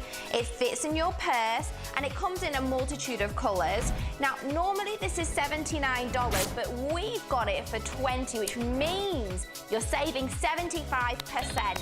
This is brilliant. My necklaces are in one big ball, so this is excellent for me. I will be getting this. Yeah, it's terrible. And honestly, the quality of this is fantastic. The vegan leather, what a nice, I like It's gorgeous. Yeah. Okay, next, I've got something that's gonna help you with your deliveries when you're away from home. So this is the Remobel with equipped smart video doorbell camera just here. Whoa. So it lets you see, hear, and talk to your visitors even when you're away from home. And it's got high quality full HD video, and the best bit, Tori, is that it even has night vision. Really fancy. So normally this is $199, but we've got it for $79, saving our viewers 60%. Brilliant, brilliant. And everyone's getting deliveries. Porch Pirates at a new high. Guys, this is a winner. That's also a winner. They really are. Especially coming up to the holiday season, and if you've got gifts, you know, that you're saving for your family and supplies and things like that, you know, you don't want to risk those kinds of things, and safety is paramount. So I love this. Brilliant, brilliant, and needed. Oh yes. Okay, now Tori, you know that wearing the right watch, it depends where you're going as to how you style it and what it needs to look like, and it can be a bit difficult. And this has all been made really easy with the Laura Ashley pin interchangeable watch band set. Ooh. So this fashion, elegant watch will pair with any outfit, whether it's day or night, because you can mix and match. Look, all these different bands and bracelets. It comes in 3 different colors, so you can pick rose gold, gold, or silver. Now, normally this is $395, but we've got it. Are you ready? This is crazy. For $25. Which means you're saving, I know, it's just so insane. We're saving 94%. 94%. Watch those savings, everyone. Watch them. For Christmas, I mean, you can't get better than that. Oh my gosh, and it had a pretty hefty price tag, $395, and then we're giving it, I feel like we're giving it away for $25. Take it. Last story, but not least, I've got something that's gonna help you stay safe and protected when you leave the house. So it's the 2-pack Stelly Iron No Touch antimicrobial keys. So these simple yet effective hygiene keys are made of brass, and they open door handles, they can press keypad buttons, even most touchscreen surfaces without any kind of direct contact. And they're a really convenient size. You can pop them in your pocket, your wallet, your purse. Now, normally these are $30, but we've got them for $12, saving 60%. Smart, smart, smart. I mean, that's a good stocking Hanukkah stuffer for this day and age. It's amazing. Thank you so much, Steph. Head on over to morningsave.com to snag these amazing deals at the lowest prices. You can even visit morningsave.com on your smartphone. Thank you so much, Steph. We'll be right back. Promote.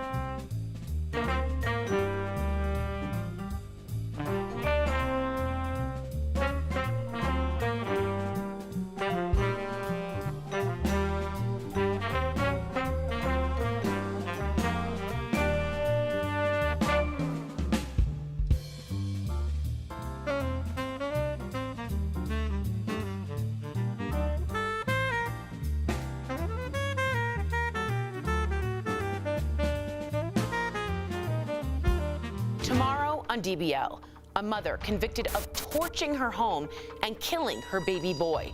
But she didn't do it. Was she framed?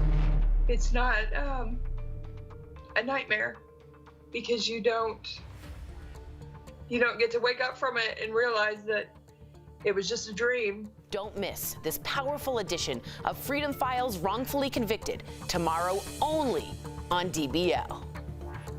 Yeah, one of the most heartbreaking and compelling interviews that I've ever done in my career. Yeah, it's powerful. Do not miss it. And DBL's new every day. We'll see you tomorrow, same time, same place. Bye, guys.